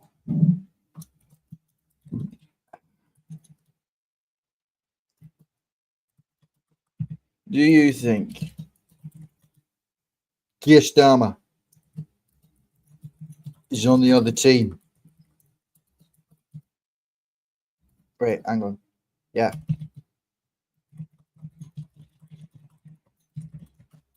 Do you think Keir Starmer is batting for the other side? Simple, yes or no. Poll is on. The poll is active. All right. Let the people decide. Let's go. Let's continue. I want to congratulate you on that, and it's a great deal for both. It brings unity. We didn't need unity, but it brings us even closer together. I think it's good for both parties. We also discussed, obviously, Gaza, and I think before we get to phase two, which is, what's going to happen afterwards, we want to get the children fed. We made a contribution a week ago of $60 million, all going into food. We only hope the food goes to the people that need it, because so much, as you know, when you do something there, it gets taken by Hamas or somebody, but it gets taken. But and we're prepared to help. We want to help. It's a terrible situation. The whole thing is terrible. It's been bad for many years, but it's great to hear you feel the same way that I do. We have to help on a humanitarian basis before we do anything. We have to get the kids fed. So we've been sending in a lot of food. A lot of the food that's been going there has been sent by the United States. We also What's Britain sent? Fucking nothing. discussed inside that we are, there's a whole new thing happening with regard to energy from nuclear. And the Prime Minister's looking at that very strongly. And I know you have Rolls-Royce nuclear plants. That sounds pretty good, right? I love that. What a great brand that is. But Rolls-Royce nuclear power plant. What? Rolls-Royce was sold to BMW, the German car manufacturer. It's not even British anymore. you're also doing the Rolls-Royce or the nuclear plants, the smaller plants. We're doing smaller and bigger, but the small is interesting. They do a small plant, very easy, very safe. And as they need more, they hook up another plant, and they have a series of plants instead of, doing the $20 billion plant. That gets tough for a lot of people to do. So we're just studying that. It sounds like you're very far progressed, but it's a great thing you're doing on nuclear. We opened up nuclear about 2 months ago, and it's now safe and very inexpensive.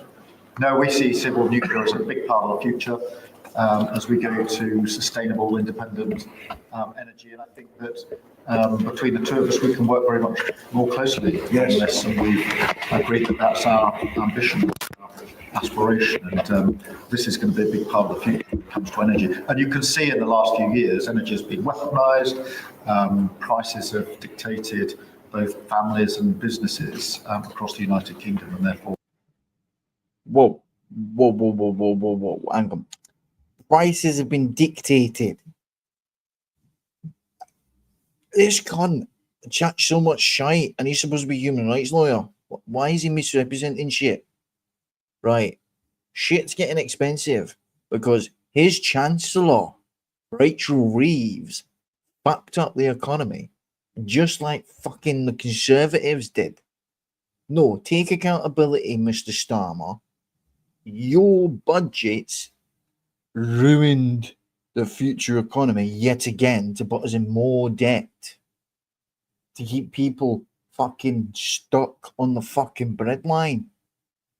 Sick of these politicians chatting out their ass, man. Taking control of energy is a huge prize. So the more we can work together on this, the better. And small modular reactors are very. Actually, it makes me fucking sad because our country is going to fucking shit and it's really pissing me off. Other people might not care as much as I do, but I fucking do. Very part of the future here, and we've got great companies like Rolls-Royce. Great companies like Rolls-Royce that isn't even fucking British anymore, that was sold to the German manufacturer BMW, who created fucking the wartime planes in the Second World War, the Luftwaffe flight planes that fucking bombed Britain. Yeah, okay. All right, mate. Involved in that. So I'm very much looking forward to working together with you. Good, Mr. we'll do President. that. Make a new deadline of about 10 or 12 days from today. No reason to waiting. There's no reason to waiting. It's 50 days. I want to be generous, but we just don't see any progress being made. Mr. President, you have a successful social media site. There are new powers here to censor your site, state mandated powers. To censor my site? To censor your site and mean Twitter Truth? and Facebook. Truth? I mean, Truth. Is that okay? I don't think he's going to censor my site because I say only good things. Will you please Look at him, he's on the ropes, he's on the fucking ropes, he's just been fucking killed out. Look at that embarrassing smile. He's like, no, we're not gonna do that. We're not gonna fucking censor the president. Wait, what did they do to President Trump before he became president again? Oh, they fucking censored him. They kicked him off Facebook. Fuck me. What did they do to Russell Brand before he got fucking charged? Oh, they sent letters to fucking Rumble asking him to be demonetized, to stop paying him. I'm glad I'm not monetized because that means the government can't do shit to me. Love it. I love the fact that I'm not monetized on this account because it means I can say what the fuck I like and nobody's paying me any money. So I'm doing it purely for free. Love it. uncensor my site? Yeah, we're not censoring anyone. We've got some measures which are there to protect children, in particular from sites like suicide sites. We've had too many cases. Well, that's bullshit. I know that those things have happened, but that's not the real reason why they're doing it. Is in the United Kingdom of young children taking their own lives, and when you look through their social media, they've been accessing sites which talk about suicide and encouraging, if you like, children down that road, and that is what we want to stop. Nothing about censoring free speech. But that treats all adults like this children. Country is the proud. But that can treat all adults free like speech children. in this country has been for a very long time. We're very, very proud of it. We will protect it forever. Right. But at the same time, listen to what that very reporter long. just asked. All adults like this road, and that is what we want to stop. Nothing about censoring free speech. But that treats all adults like this children. Country is the proud. But that's like treating all adults like children, because this applies to adults as well, not just children. You're misrepresenting it, Keir Starmer. You need to speak the truth, honestly, straightforward. Why can't we have straightforward politicians? Telling you, he's on the fence. He's just like Wendy Wu. But that can treat all. Look how bad he's blushing. He's blushing like a Christmas tree. He's lit up. Look. And Trump's not even blushing in the slightest. Trump's got that. Look. And Keir Starmer's like, oh, shit. Free speech in this country has been for a very long time. We're very, very proud of it. We will protect it forever.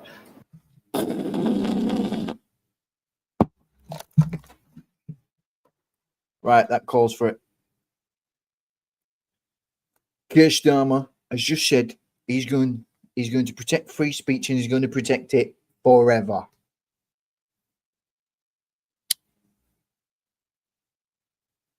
Could we relay that to everybody that's exercising their freedom to speak on public platforms.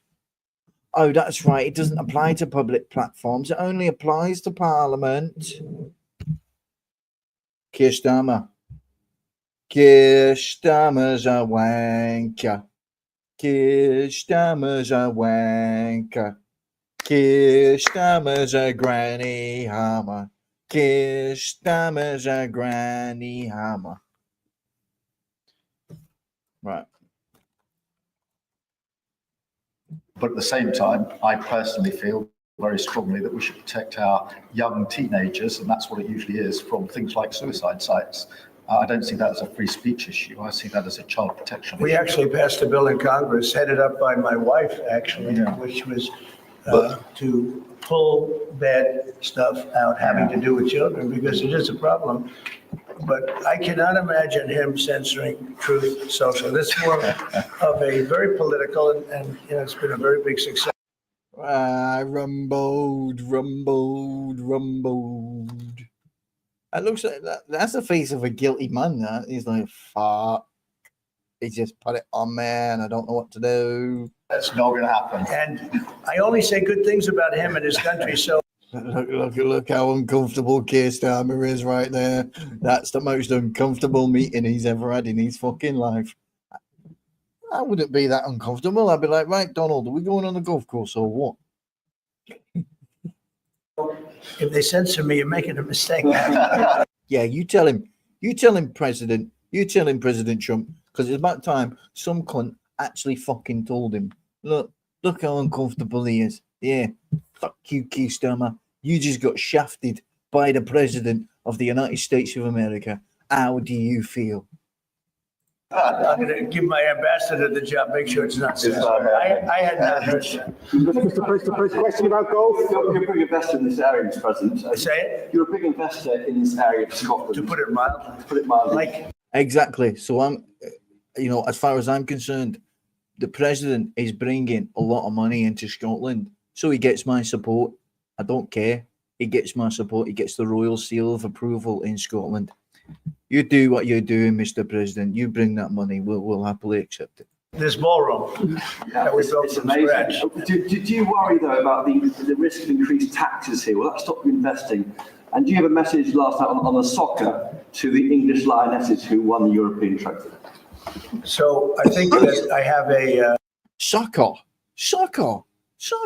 No, it's football, you fucking stupid reporter. And you're English. theory that low taxes bring growth. We just passed a big tax cut bill, the biggest bill in the history of our country, actually. And one big beautiful bill, I used to call it the great one big, we got word great out, but it's actually called the one big beautiful bill. It's essentially a very large tax cut bill for everybody. And our country's pretty soon, I think I can say it right now, our country's never done better. We had a country that was dead. It was dead 6 months ago, a year ago. Leaders from NATO, we had a very successful meeting at NATO, your prime minister was there. It was an unbelievable love fest with all of those countries. And they agreed to go 5% and all the things. Very smart to do. But He's not sure. He's not sure because he doesn't like fucking people with titles of nobility, yet he's got a title of nobility. That's ironic, that. Keir Starmer, we will always defend the right to free speech.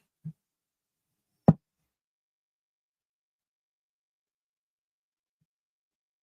is no law in Britain that says you've got the right to free speech. Why is he misinforming people? Why is he lying? I'm going to have to send a fucking letter to the Prime Minister. I'm not having this. I'm going to get the Prime Minister to fucking write a letter back to me and watch what I get out of it. many of the leaders said, essentially, they said, your country is dead 1 year ago. 1 year ago, we had a dead, and we did. We had a dead country. We had a president who didn't know where the hell he was. We had horrible. And that's an understatement. Joe Biden didn't even know his left from his right. Geezer was fucking sniffing kids. That's your president. That was what fucking Joe Biden was up to. Joe Biden go in there, kids, and like, you smell nice. And they're like, what the fuck? What a weirdo. What a weirdo. Horrible people running our country. I think they were sick people, actually. Yeah, Joe, that's exactly right. Well done, President Trump. Well done. Finally, you fucking killed it out. Brilliant. Sick.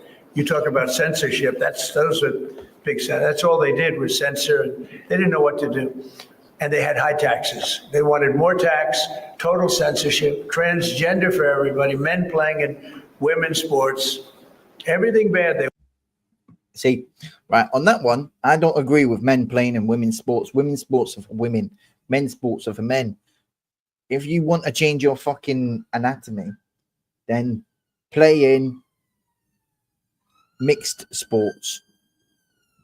Because I think if transgender people want to play in sports, I think they should have their own transgender Olympics, transgender football, you know, transgender toilets.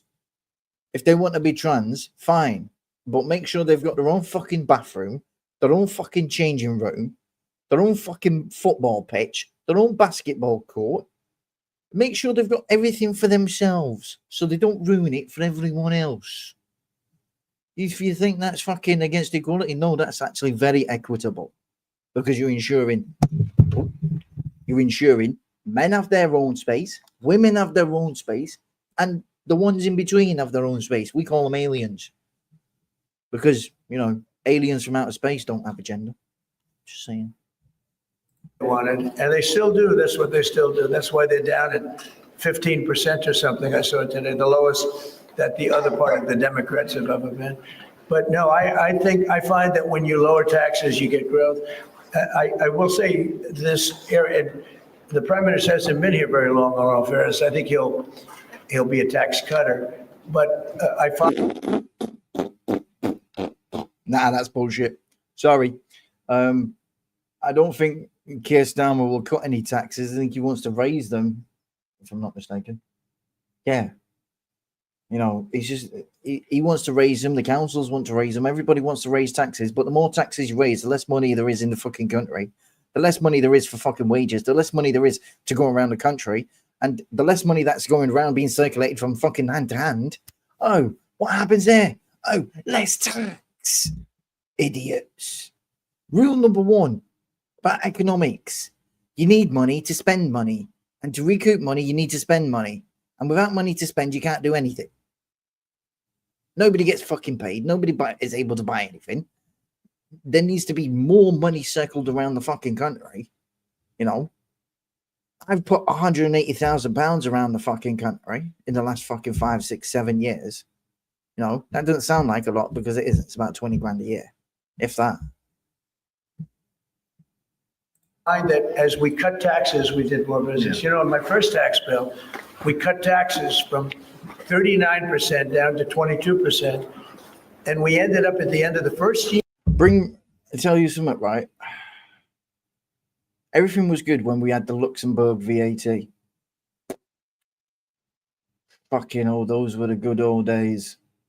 7.5% VAT. We'll never see that again. First year, when it was still a little raw, we ended up taking in much more revenue than we did at 39%. It was pretty amazing. And we're taking in a lot of revenue right now. See, point proven. The less tax to pay means more tax to collect.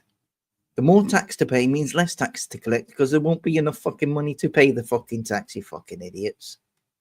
And this was an addition. It's like we're being governed by fucking people who have learned the financial reserve banking system backwards. Yeah. Additional tax cut. So I find, for whatever it's worth, tax cuts are very good. Doing is we're going to do secondary sanctions unless we make a deal. And we might make a deal. I don't know. You don't know. It's we've done so many peace deals. This is the one I started out with, and you know, I know President Putin called me. He wanted to know if I could help him with Iran. I said, no, I don't need your help with Iran. I need your help with Russia. And so that's the one deal that continues to linger. And you know, we're losing 5,000. They're losing. I'm not losing. You're not losing. but 5,000 Russian and Ukrainian kids a week are dying. And that's not mentioning the people that are dying also in towns where, he's lobbing missiles into certain towns like Kiev. And he's got to make a deal. It's too many people are dying. It's a really bloody war. And the 5 and now, they really tell me that number is obsolete. It's like 7. That's terrible. So you have 7,000 Russian and Ukrainian soldiers dying every single week for no reason whatsoever. So you would think, That based on number's a bit common sense, you would think he'd want to make a deal. We'll find out. Mr. President, publicly, have you had any other creative channels conversations with the Russians reiterating this? In what? Reiterating this new pressure and deadline. And we're going to have well, you're the press.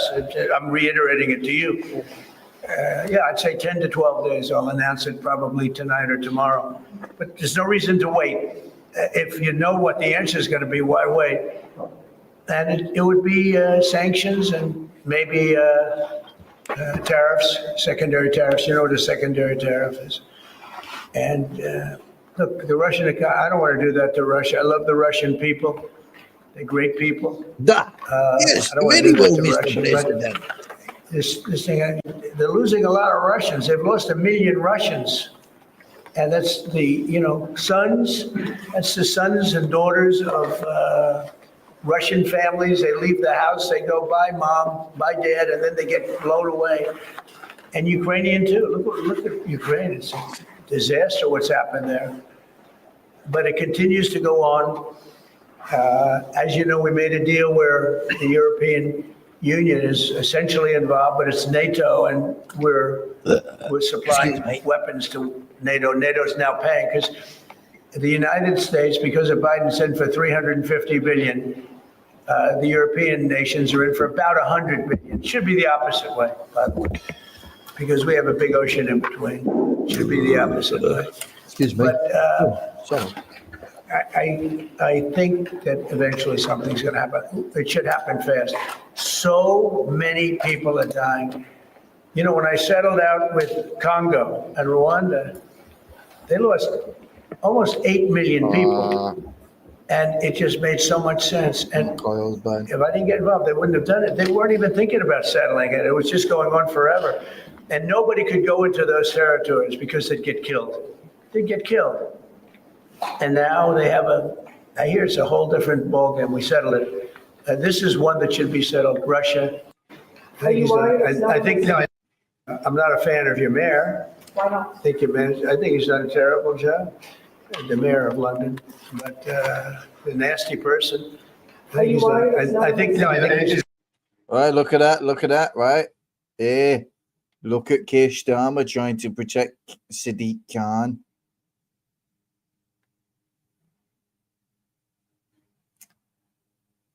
Look at that.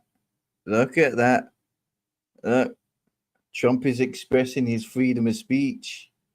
And look at Keir Starmer trying to stop him from speaking. So much for protecting free speech, Starmer. What's this, Sir Keir Starmer? You're not, sir. I want a stronger Scotland in a better United Kingdom. Scotland is strong, Keir Starmer. It's stronger than it's ever been, ever. And Scotland does not need England. England needs Scotland. So maybe give Scotland their fucking liberty back. The autonomy. And recognise the fact that they picked a different king, you wee fuck. He's a friend of mine, actually. Oh wait, was somebody in the backstage then? I didn't see you. Was somebody in the backstage? I swear somebody was just in the backstage then. If he was in the backstage, come back in. But look at that. Look how fucking rosy red his cheeks are. He's having the fucking time of his life. I'm telling you. He's gay. 100%. I've never seen somebody smile so much to be around a man. No offence. All right. But people are saying it. People are thinking it. I'm just voicing what the people are thinking. I think he's done a terrible job. Look at that. Look at that cheesy grin. I wouldn't be smiling like that. You're in a business meeting for the country, mate. Why are you so cheery? Would you Fix want it. Parliament to be recalled? So MP Nigel Farage has asked for Parliament to be recalled when you're there so you can talk Well, to I the like MPs. Nigel. I mean, Nigel, as you know, is a friend of mine. Nigel's done very well. He's a friend of mine. And Keir's a friend of mine. Would you recall Parliament so that the President can talk to MPs? Well, Parliament's in recess at the time, but look, I do want to be clear. This is an unprecedented and very special statement.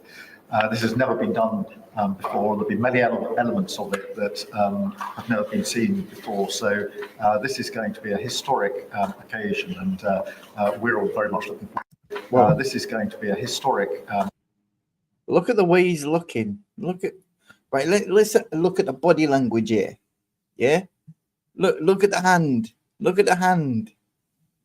And the votes so far, as it's 67% of the votes are saying that Keir Starmer's batting for the other side, and I'm starting to think it as well. Look, it's looking obvious. It's looking obvious. Like, but look at the way he's looking. He's giving a glaring look.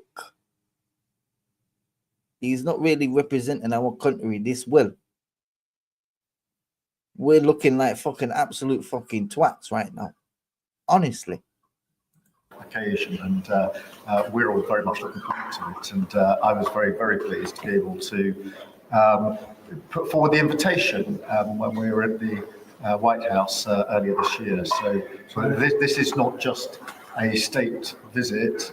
They're always incredible occasions, and this is an unprecedented second state visit. So you can imagine just how Unprecedented, mate. He's come to his fucking golf course to play some golf. It's not exactly a state visit. He's not going to fucking Buckingham Palace. It's not a state visit. He's going to his golf course. How is that a state visit? He's visiting his golf course in the country where his ma is from. It's a fucking retreat. It's a holiday. What is wrong with this guy? special that's going to be. The fact that it's never been done before, and that's because it's non-consecutive, and it's the only reason it could be, made it even more interesting, frankly. So it's going to be great. And being with Charles and Camilla and everybody I've gotten to know because of 4 years and now 6 months, gotten to know a lot of the family members. They're great people. They're really great people. And in that sense, I think that the UK is very lucky. You can have people that weren't great people. I don't know if I'd say that, but you could have people that weren't. But look how uncomfortable. Look at that. Look how uncomfortable Starmer is there. We're very lucky to have our family. They're absolutely fantastic. so we really look forward to that. As far as Oh yeah, you will kiss ass, won't you, Keir Starmer? Don't forget I'm royal family too. Parliament, if he wants me to speak in Parliament, I'll do it. The president makes it look easy dealing with You know what? Yeah, let President Trump speak in Parliament. I agree. illegal migration. You must be envious of his record in such a short period of time. Well, I think we've been Well done to that lady journalist. I want to know what her name is because that was a fantastic question. Well done. You got him there. discussing irregular. Look how uncomfortable he looks. Oh my God. He is so uncomfortable. Like, he looks like he's having a shit. Like, or somebody's just fucking punched him in the stomach and he's winded. Illegal migration is a huge issue in both. Look how scared he looks about saying that. Illegal migration is an issue. Why you need to look so fucking petrified about saying it? What the fuck? What is that with Countries his in the United Kingdom. that's what it is. That's what it is. Because most of his votes came from illegal immigrants, possibly with family connections in England who've got electoral rights to vote. That's probably why. It is a real cause for concern, and that's why we must bear down on it in all its aspects. Hey, listen, Keir, you're only saying that because fucking Nigel Farage got it. You're right, Pip Smoker. You're only saying that, Starmer, because Nigel Farage has been winning and smashing you, and you're stealing his fucking political fucking ideas. That's what you're doing. Upstream across Europe, where a lot of ours comes into through northern France across the Channel, working with our allies, with our colleagues to break the gangs that are actually running this trade, but equally being very strong that when people are of a right. I identify as an illegal immigrant because technically I am, because I'm descended from illegal immigrants.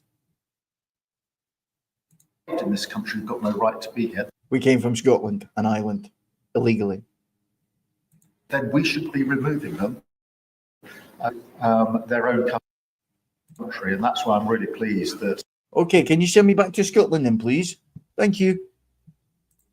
We've been able to focus on this very intensely and get 35,000 people out of the United Kingdom who had no right to be here, because the message has to be you can't make your way to the United Kingdom. We won't tolerate our rules being broken. We won't tolerate our rules being broken, yet he breaks them every day. All right. Yeah, sure. Of course. What about all the fucking kids that got fucking groomed? What about them? What about them ones that broke the law? What about them? What about all them innocent fucking children? What about Jimmy Savile? Keir Starmer, you was working in the Crown Prosecution Service when the prosecution was fucking brought against Jimmy Savile. Oh, and it mysteriously got dropped, didn't it? What about the English ones? And if you get here, you will be returned. But we are such an to where you came from. we're It's such an really attractive important place. to bear down on that. We're such an attractive place for people to come because they want a better life, because we are a wonderful country. People coming via the rules are always welcome. Of course, we've welcomed talent and people into this country for centuries, literally. But what the British people will not tolerate is those that break the For centuries. For centuries. I don't think he knows English history.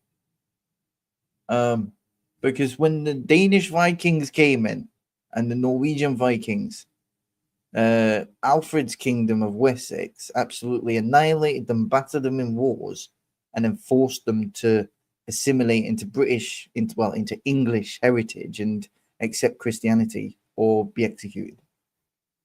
Those that come through irregular routes, and that's the really important distinction here, and that's what we're bearing down on. And I'm so tempted to get a rubber dinghy boat.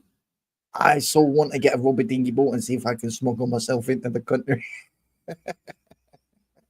Pleased that we're through pretty well all of the international engagement I've done, all the meetings I've had, the country we've done deals with. We've done deals with countries in the last 12 months that many people thought it was not possible to do deal with. Mr. President. Even Donald Trump's like, what the fuck is he talking about? But that face says it all, didn't it? That Donald Trump knows he's talking absolute shit. The president can see right through him. That's not Trump's displeased right there. 100%. I can see what he's thinking before he Your opposition to offshore wind is well known in Scotland. Wind is a disaster. In Scotland and across the UK, wind farms. I know, it's a shame. It's not his fault. Well, I used to tell Alex. have you spoken to the Prime Minister, and will you speak to the first? Well, all I can do is give my way. Look, wind is the most expensive form of energy, and it destroys the beauty of your fields and your plains and your waterways. And look out there. There's no windmills. But if you look in another direction, you see windmills. When we go to Aberdeen, you'll see some of the ugliest windmills you've ever seen. They're the height of a 50-story building, and you can take 1,000 times more energy out of a hole in the ground this big. This big. It's called oil and gas. And you have it there, the North Sea, this big, that nobody would even see. You can take 1,000 times more power because the wind is intermittent, it doesn't work, it's extremely expensive. All the windmills are made in China. They used to be Germany and China, now they're mostly in China. They all come out of China. They say that the blades, which are carbon fiber, you can't bury. Oh, okay, you can't bury. What are you going to do? Dump them in the ocean someplace? Because they only last a certain period of time. And remember, a windmill has a life of 8 years, especially when they're out in the salty sea and they start to rot and to rust. You have to replace them. It's very hard to replace them. He's got a point. He's got a point about the windmills. As a very valid point, because they're not easy to fix. And I've seen quite a few on the Cumbrian coastline, right? And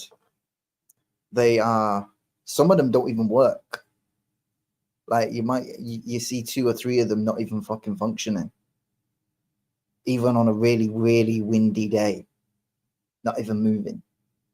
And I've seen others in different parts of the country as well. So Trump's actually got a good point about this. Wind needs massive subsidy. You are paying in Scotland and in UK and all over the place where they have massive subsidies to have these ugly monsters all over the place. So I've restricted windmills in the United States. Now, a couple we have, the poor stupid people at the beginning, they approved them.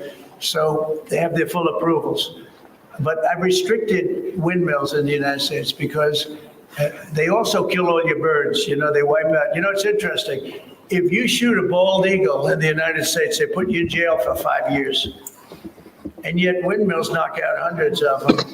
They don't do anything. You explained that. So it's a very expensive energy. It's a very ugly energy. And we won't allow it in the United States. So we believe in a mix, and obviously oil and gas is going to be with us for a very long time, and that'll be part of the mix. But also wind, solar, increasingly nuclear, which is what we've been discussing this morning, civil nuclear as we go forward. The most important thing for the United Kingdom is that we have control of our energy, and we have energy independence and security because of Keir Starmer's just chatting shit. Keir Starmer's a wanker. Sing it with me. Keir Starmer's a wanker. the moment, whatever the attributes and facilities in the North Sea, that is sold onto the international market, and we buy it back off the international market. That was a historic mistake in my view. But what we need is a mix so that we get the energy security that we need for the future, and that's the focus of everything that we're doing. But what we have discussed today is that the energy prices are too high, which is why we recently...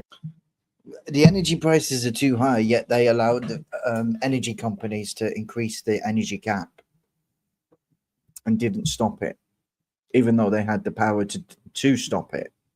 But they let the energy prices go up. And yet, technically speaking, right, with electricity, it keeps flowing, right? This is a big common misconception. If anybody's ever worked with soldering or electrical PCBs or anything, then a current flows around a circuit, okay? And what energy isn't used by that circuit goes back into the system, right? So say you got 5 volts and you're only using 3.3 volts.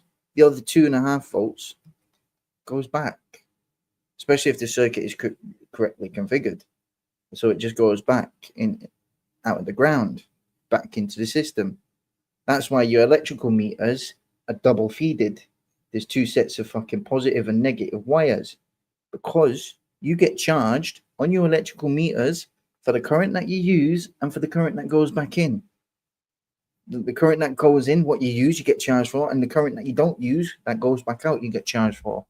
That's why when people used to fiddle the meters and put the wire in, I'd learned this because my mother used to do this. When you put the wire in, your electricity usage actually dropped. It dropped because you were still paying for electricity that you was actually using, but the current that was going back into the meter and backwards, you wasn't paying for, because that line was bypassed. It was the line going back out that was bypassed, not the feed coming in.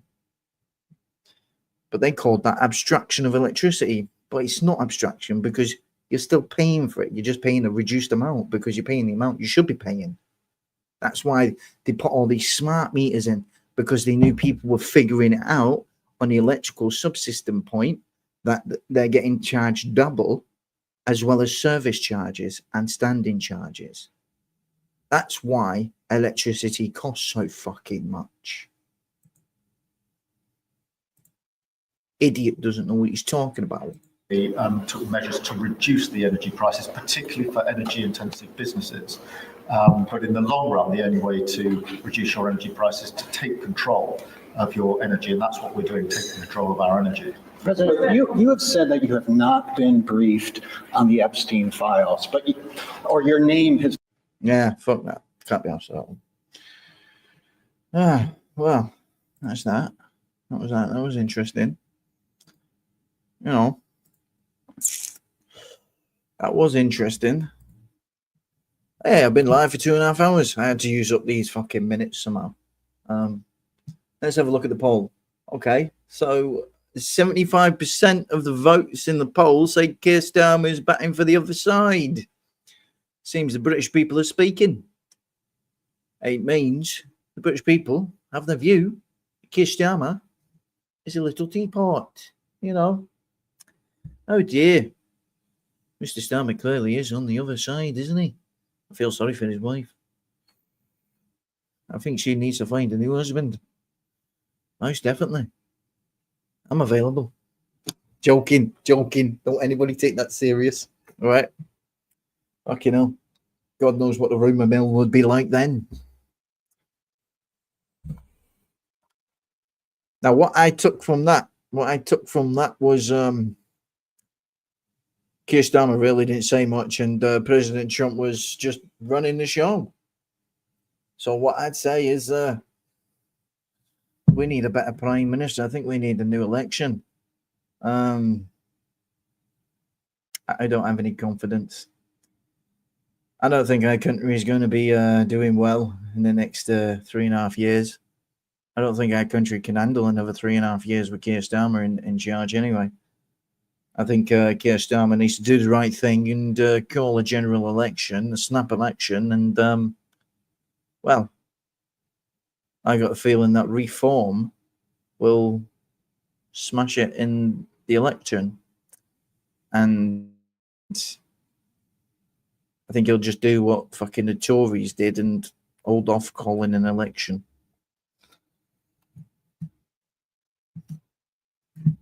To be honest, I think politics is broken in our country. I think the party politics system has ruined the country. I think it needs to go back to individual standing and individuals being elected as an individual. That way, the government has to be picked from the individual members and not actual parties. I think that proportional representation is a good thing, but also we need to do away with party politics, because this is where they've got the people. So legally speaking, any promise made by a political party leading up to a general election isn't legally enforceable. Now, I think political party promises for electoral votes should be legally enforced, because if you make a promise to the electorate, whether it's a commitment is still a promise in another word, then it should be legally bound as a contract. Now, I believe that the Labour Party and Keir Starmer and co did deceive the British public in what they said they would do for the people in order to get elected. Now, in my view, that's electoral fraud, because under the Fraud Act, if you do something or say something to get a gain, which in this case, the gain was public office, the material misleading of the campaign to the British people was the act that misled the people, and what the people lost was their electoral votes in the election. So if the people were fully informed, I don't think they would have voted for Labour. I think Reform would have got way more votes than what they did in the election. And that's my honest view. Like, personally, Reform has got a good chance. But again, will it be the same shit? I don't know. I think so. I don't think we can trust the electoral system. There isn't anything really to vote for. Not in my opinion. Because there isn't really any serious, innovative ideas coming from politicians. You know? Not only that, if the politicians do something that the electorate don't agree with, the electoral people, the people who vote, should have the ability to sack that MP. You know, MPs should be getting sacked by the British public if the MPs are not doing what the public asks them to do. That's my view. I think that should be a thing. The people should have the right to rescind their votes. Because as with any contract, a vote is you signing in a box with an X. You vote for that person. That's a contract, right? That's an agreement between you and the electoral system. You should be able to rescind that vote. You should be able to take that vote back at any time during the whole government's tenure. That's what I think democracy should be, because democracy should be about the people and what they want and what they vote for. And if the people don't have that right to take their vote back, if their vote isn't being used in the way that they wanted it to be used, then they shouldn't be able to say, right, you know what, that's it, I take my vote back. Boom. Sign a piece of paper, sign a thing, say, I, such and such a person who voted on such and such a date, don't agree with the policies that you are now enacting without my actual informed consent, and therefore I hereby revoke this vote effective immediately, so you no longer have this vote. You know, and I think that should be frequent. That should be like every 6 or 12 months. Like, people should have that opportunity. It's different. It's a different idea. But if people want true democracy, then they should have these things that represent true democracy. Because the democracy that we have is just a charade. It's a game. It doesn't mean anything. Like, because they don't really want to do anything for the people. They just want to do what makes their lives easier, not our lives. They want to convict more people for expressing their views, but they don't want to do the hard work and actually do the things that are needed for this fucking country. And I think that's a fucking problem. I mean, it pisses me off. It makes me, it upsets me with how bad our country's fucking gone after so long of the same mistakes being done, the same things over and over and over again. It's just annoying. It's annoying. I fucking hate this country. I don't hate it in the hate sense, but I just things need to be better.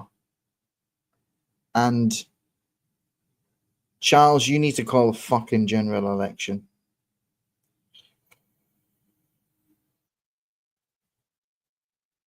Because Keir Starmer's just dilly-daddling around.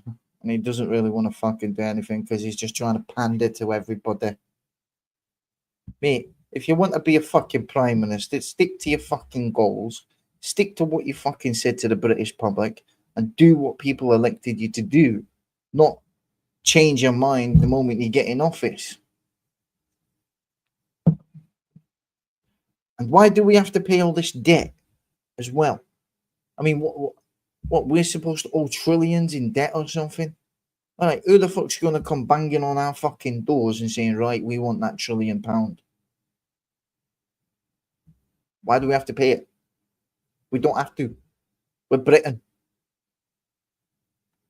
We won fucking 2 consecutive world wars back to back. We basically ran the fucking world. And now look at us. We used to fucking own the world. And now we have to fucking pay other people. That's bullshit. That is disgusting. It's annoying. And you can clearly tell I'm autistic as fuck with the way I think. But maybe this country needs autistic people running it. Because I think this country should have a chance at fucking having disabled people in government. People with neurodivergence, people with different way of thinking. Because maybe the country might get a bit better if we got lesser people running it. People that, you know, were the targets of government reforms. That's what I believe. I think disabled people would do well running the country, because they would point out all the things that are wrong with it, because we see it. We see it through a different lens. We look at the bigger picture, where things are going to go, like 10, 15, 20 years ahead of time. I mean, it's not difficult. We've got the power of artificial intelligence to help us. I use AI every single fucking day. And the shit that I can fucking churn out now because I've got the assistance of someone that can write 1,000,000 times fucking faster than me. So if we can have all this technology to assist us, then surely we can have disabled people with assistive technology running the country. Why not? Or what if we had for the last 100, 200 years? We've had greedy people. We've had fucking people that are buggered fucking people. We've had fucking the pedo generation. You know, we had the fucking British Buggery Corporation. I mean, listen, the BBC, right? The BBC, this is the thing, yeah. When Jimmy Savile was going around the country doing what he was doing, Maggie Thatcher was his best friend. Them two were very, very close together. Right?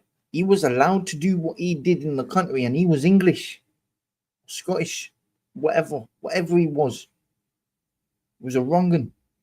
But he was allowed. He was let to do what he did without consequence, without conscience. So much so that he would sit there on national television doing it. Right? And this country is so fucked.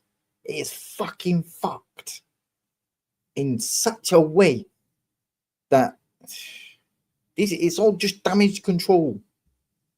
Listen, they want to do this shit with the grooming gangs, then they need to look closer to home too. They need to look at the past. They need to look at the things that they let happen. To me, that's a personal thing. That's personal to me. Because, right, we had Jimmy, we had Cyril Smith, we had Rolf Harris, we had the weatherman Fred, and they were four different people in 4 different high places. ITV, Rolf was fucking doing art and stuff. Jimmy was on the BBC. Cyril was an MP. You know? And what did they do to the people that were speaking up about it back then in the 70s? Jill Dando, she discovered Savile. She made it public. What happened to her? Yeah? We've got to remember the people that paid the ultimate price for speaking up about things in this country. You know, people that did whatever they could to keep it hush hush. You know, Elm Guest House was just the tip of the iceberg. Right? And in them days, Epstein was running around too. So you got to think about this. You got to think about this very carefully. And all them people that went through all that shit today, they're my age and older now. You know, maybe even older than me. And so many people that were hoodwinked. You know, the fact that Jimmy Savile, for example, right? He was given advice to Charles. Jimmy Savile designed a playbook for PR for Charles. Let that sink in, yeah? All their public appearances and everything. Who came up with them ideas? Jimmy Savile. Who planned all their fucking outward fucking things? Savile. Right? Shit like that gets me furious. Right? Especially when you know they didn't want to deal with the grooming scandal issue. Because you know why? Because it means they have to look at everything that ever happened in this country from the 60s onwards, maybe even earlier, right? But you won't catch the politicians sitting down and talking about these difficult topics because they don't want to, because it makes them uncomfortable, because they're not allowed to talk about it. Because this is the thing, the government has a black book, right? Epstein had a black book, but the government has one as well. That's what the whip is for. Because they have a black book, right? And in this black book, whatever you want of the government, they will give it you if you're in trouble, right? But they'll write down exactly what it's for. And they will always hold it against you like a carrot. They'll hold it over you like a carrot and get you to do whatever they want in government.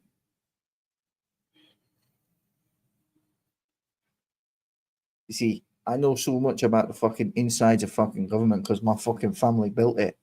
We needed these fucking safeguards.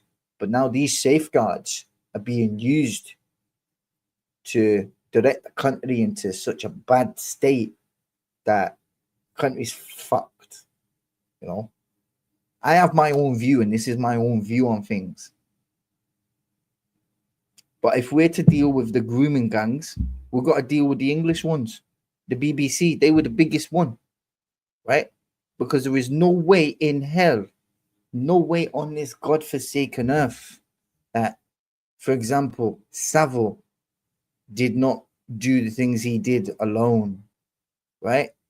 Because why should those cases die with him? I don't think they should. I think his associates, his colleagues, those who were working in the BBC at the time, those who brought the children to him, those who created the environments where he could have access to them, they are more responsible than anybody because they brought them. In words, the T word, the trafficking word, might not have been across the globe, but they were trafficked from around the country. They were brought. They were paid. People were paid to bring them to him. That's not a lie. It's fucking fact. Because how else did he get access to them? All hidden under contracts and agreements and non-disclosures. You know? And anybody who actually pays fucking TV license or was forced to pay TV license back then technically funded it. That's the fact. That's how bad the TV license is. That's what the TV license essentially paid for. I mean, how much money was Jimmy Savile on? Fucking hundreds and hundreds of thousands of pounds. For what? Now. Fucking wronging cunt he was. Most nunciest cunt in the fucking country. Geezer was shagging dead bodies. What? How wasn't he not stopped? And then, do you know what I mean? Like, it's those things, right? It's those things that make me look at the government of today and think, you're just a bunch of hypocrites, man. They make a song and dance and politicise the grooming scandals, right? But they won't dare speak about the things that historic governments have allowed to happen. That historic governments haven't stood up and said, you know what? We allowed this to happen by not saying anything, by not listening to people. I mean, if people were to dig into the records, I reckon that there'd be thousands and hundreds of thousands of complaints about him. Maybe even to the government too. But yet it was all swept under a rug because he was that close to Charles. Now, personally, I think if you have any association to that kind of thing, you should not be entitled or allowed to have a position of nobility or a position in a high status. It shouldn't be allowed. Those rules should go up for election. Yeah, I'm saying royal positions should be elected, not inherited. I mean, that's what I'd fucking do. I mean, because there'd only be me, innit? There'd only be me running fucking things. I wouldn't have to worry about anybody trying to fucking do shit behind my back. There'd be nobody there to do it. You know? I think earldoms for certain areas, like, say, for example, the Duke of York, that should only be open to people that live in Yorkshire, or specifically the town of York. Okay? The Duke of York should be from York. The Earl of, say, Sefton should be from Sefton. Or the Viscount of Oxford should be from Oxford. It should be one of the local people. Because I think it brings a check and a balance. Because this is what the House of Commons was supposed to be created for. Common, ordinary people to be in government to represent their people. But that's not what happens anymore. It's not ordinary people in government. You have lawyers, solicitors, barristers. You have rich people, people with so much wealth. They're not common. They're far from common. House of Commons is supposed to be for the common people, for the common good, for the common defense of the realm, not for the rich cunts. That's why shit don't get done. Now, I don't see anybody disagreeing with me in the side chat. You are free to disagree. You are free to challenge what I say. You know? But these are my views. If I'm fucking wrong, I'm wrong. But nobody wants to sit down and fucking be like, right, look, these are the fucking actual fucking issues, and he's hitting them on the fucking head. You know, being honest, direct, honest to the people. That's how we should do things. That's how government should be. That's how policies should be. They should be directed in such a way that benefits the country as a whole. Not fucking taking everything from the country and taking everything from the people. Making the poor get poorer and the rich get richer and the fatter get fatter and the skinnier get skinnier. Country's fucked. But only we, the British people, can make it better. And you know, sometimes people have to protest, which is their legal right, you know. Sometimes things have to get worse in a country before they get better.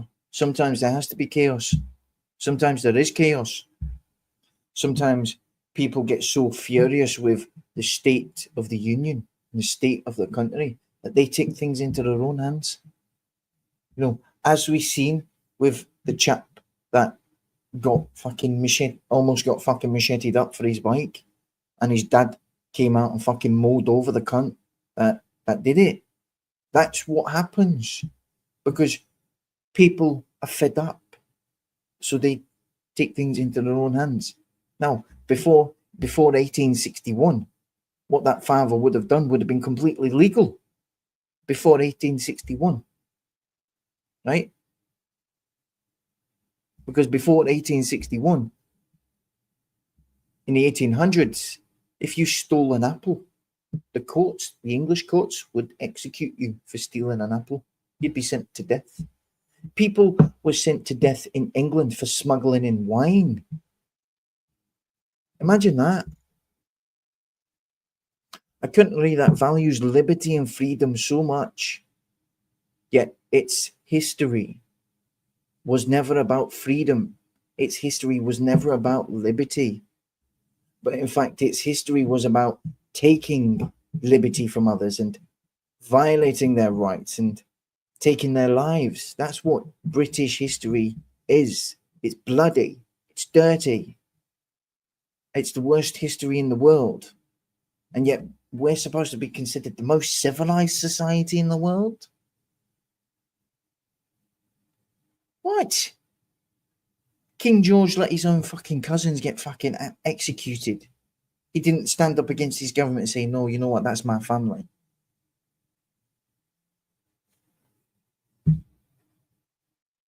The fuck? Some of this shit in our history I'm ashamed of. It makes me ashamed to be part of this country, because this country used to have a backbone to stand up to things that were wrong. But if you stand up, you get thrown in jail. I got thrown in jail for standing up for my rights, for standing up for what I believed in. You know? I think if you've not been sent to fucking jail for standing up for your rights, then, you know, personally, you can't be trusted. Because what have you been willing to sacrifice for your beliefs, for your rights, for your freedoms, for your country? You know, I was practically sent to prison for the things that are going on today, you know, for the belief of illegal immigration, for there being too much migrants, for there being too much migration. That's essentially what, you know, the state was trying to portray against me when they sent me to prison when I was 17, because I had a political view that, you know, there were some people that shouldn't have been here in the first place. But, you know, we're not allowed to say those things. We're not allowed to express those views or opinions. But this is Britain, where we're supposed to have those rights to express our views and opinions. As long as we're not threatening people, as long as we're not causing harm, you know. But it's difficult for the people to express certain opinions without being targeted by the thought police or being hounded for their personal information just because they speak in the street. Like, you know, the video I seen the other day on Tubes is that she showed from somebody else is, now a woman was speaking in the street and she was arrested for no crime whatsoever, but just because she didn't want to give her name. Now, there is no obligation in law to hand over your details unless you're actually suspected of committing a crime. And they never said what crime she was suspected of committing. That I recall the words used were, "Oh, there's an investigation to ascertain your name." That's not. You cannot have an investigation to ascertain somebody's name. That's stupid. This is how fucking fucked up the country's gone. And you know, you've got to also have some feelings for those in the police force, because they don't get to say their views. They're not allowed, you know. And I get that some people can get frustrated with officers and that, but they're not allowed to speak. They're not allowed to answer certain questions. They're not allowed to express a political belief. They're not allowed to protest.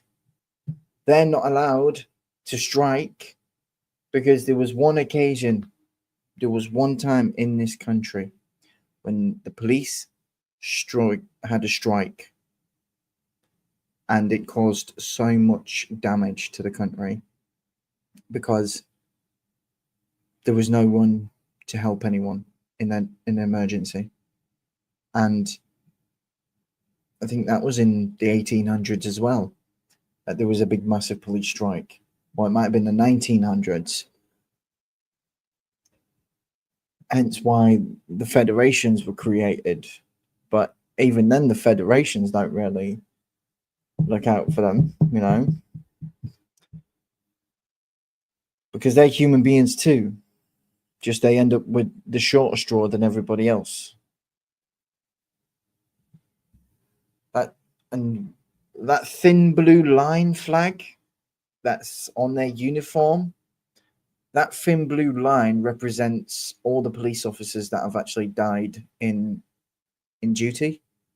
So when people saying to officers that they're wearing a gang badge, they're actually not. It's a Union Jack with a thin blue line that represents all the police officers that have died in service in duty.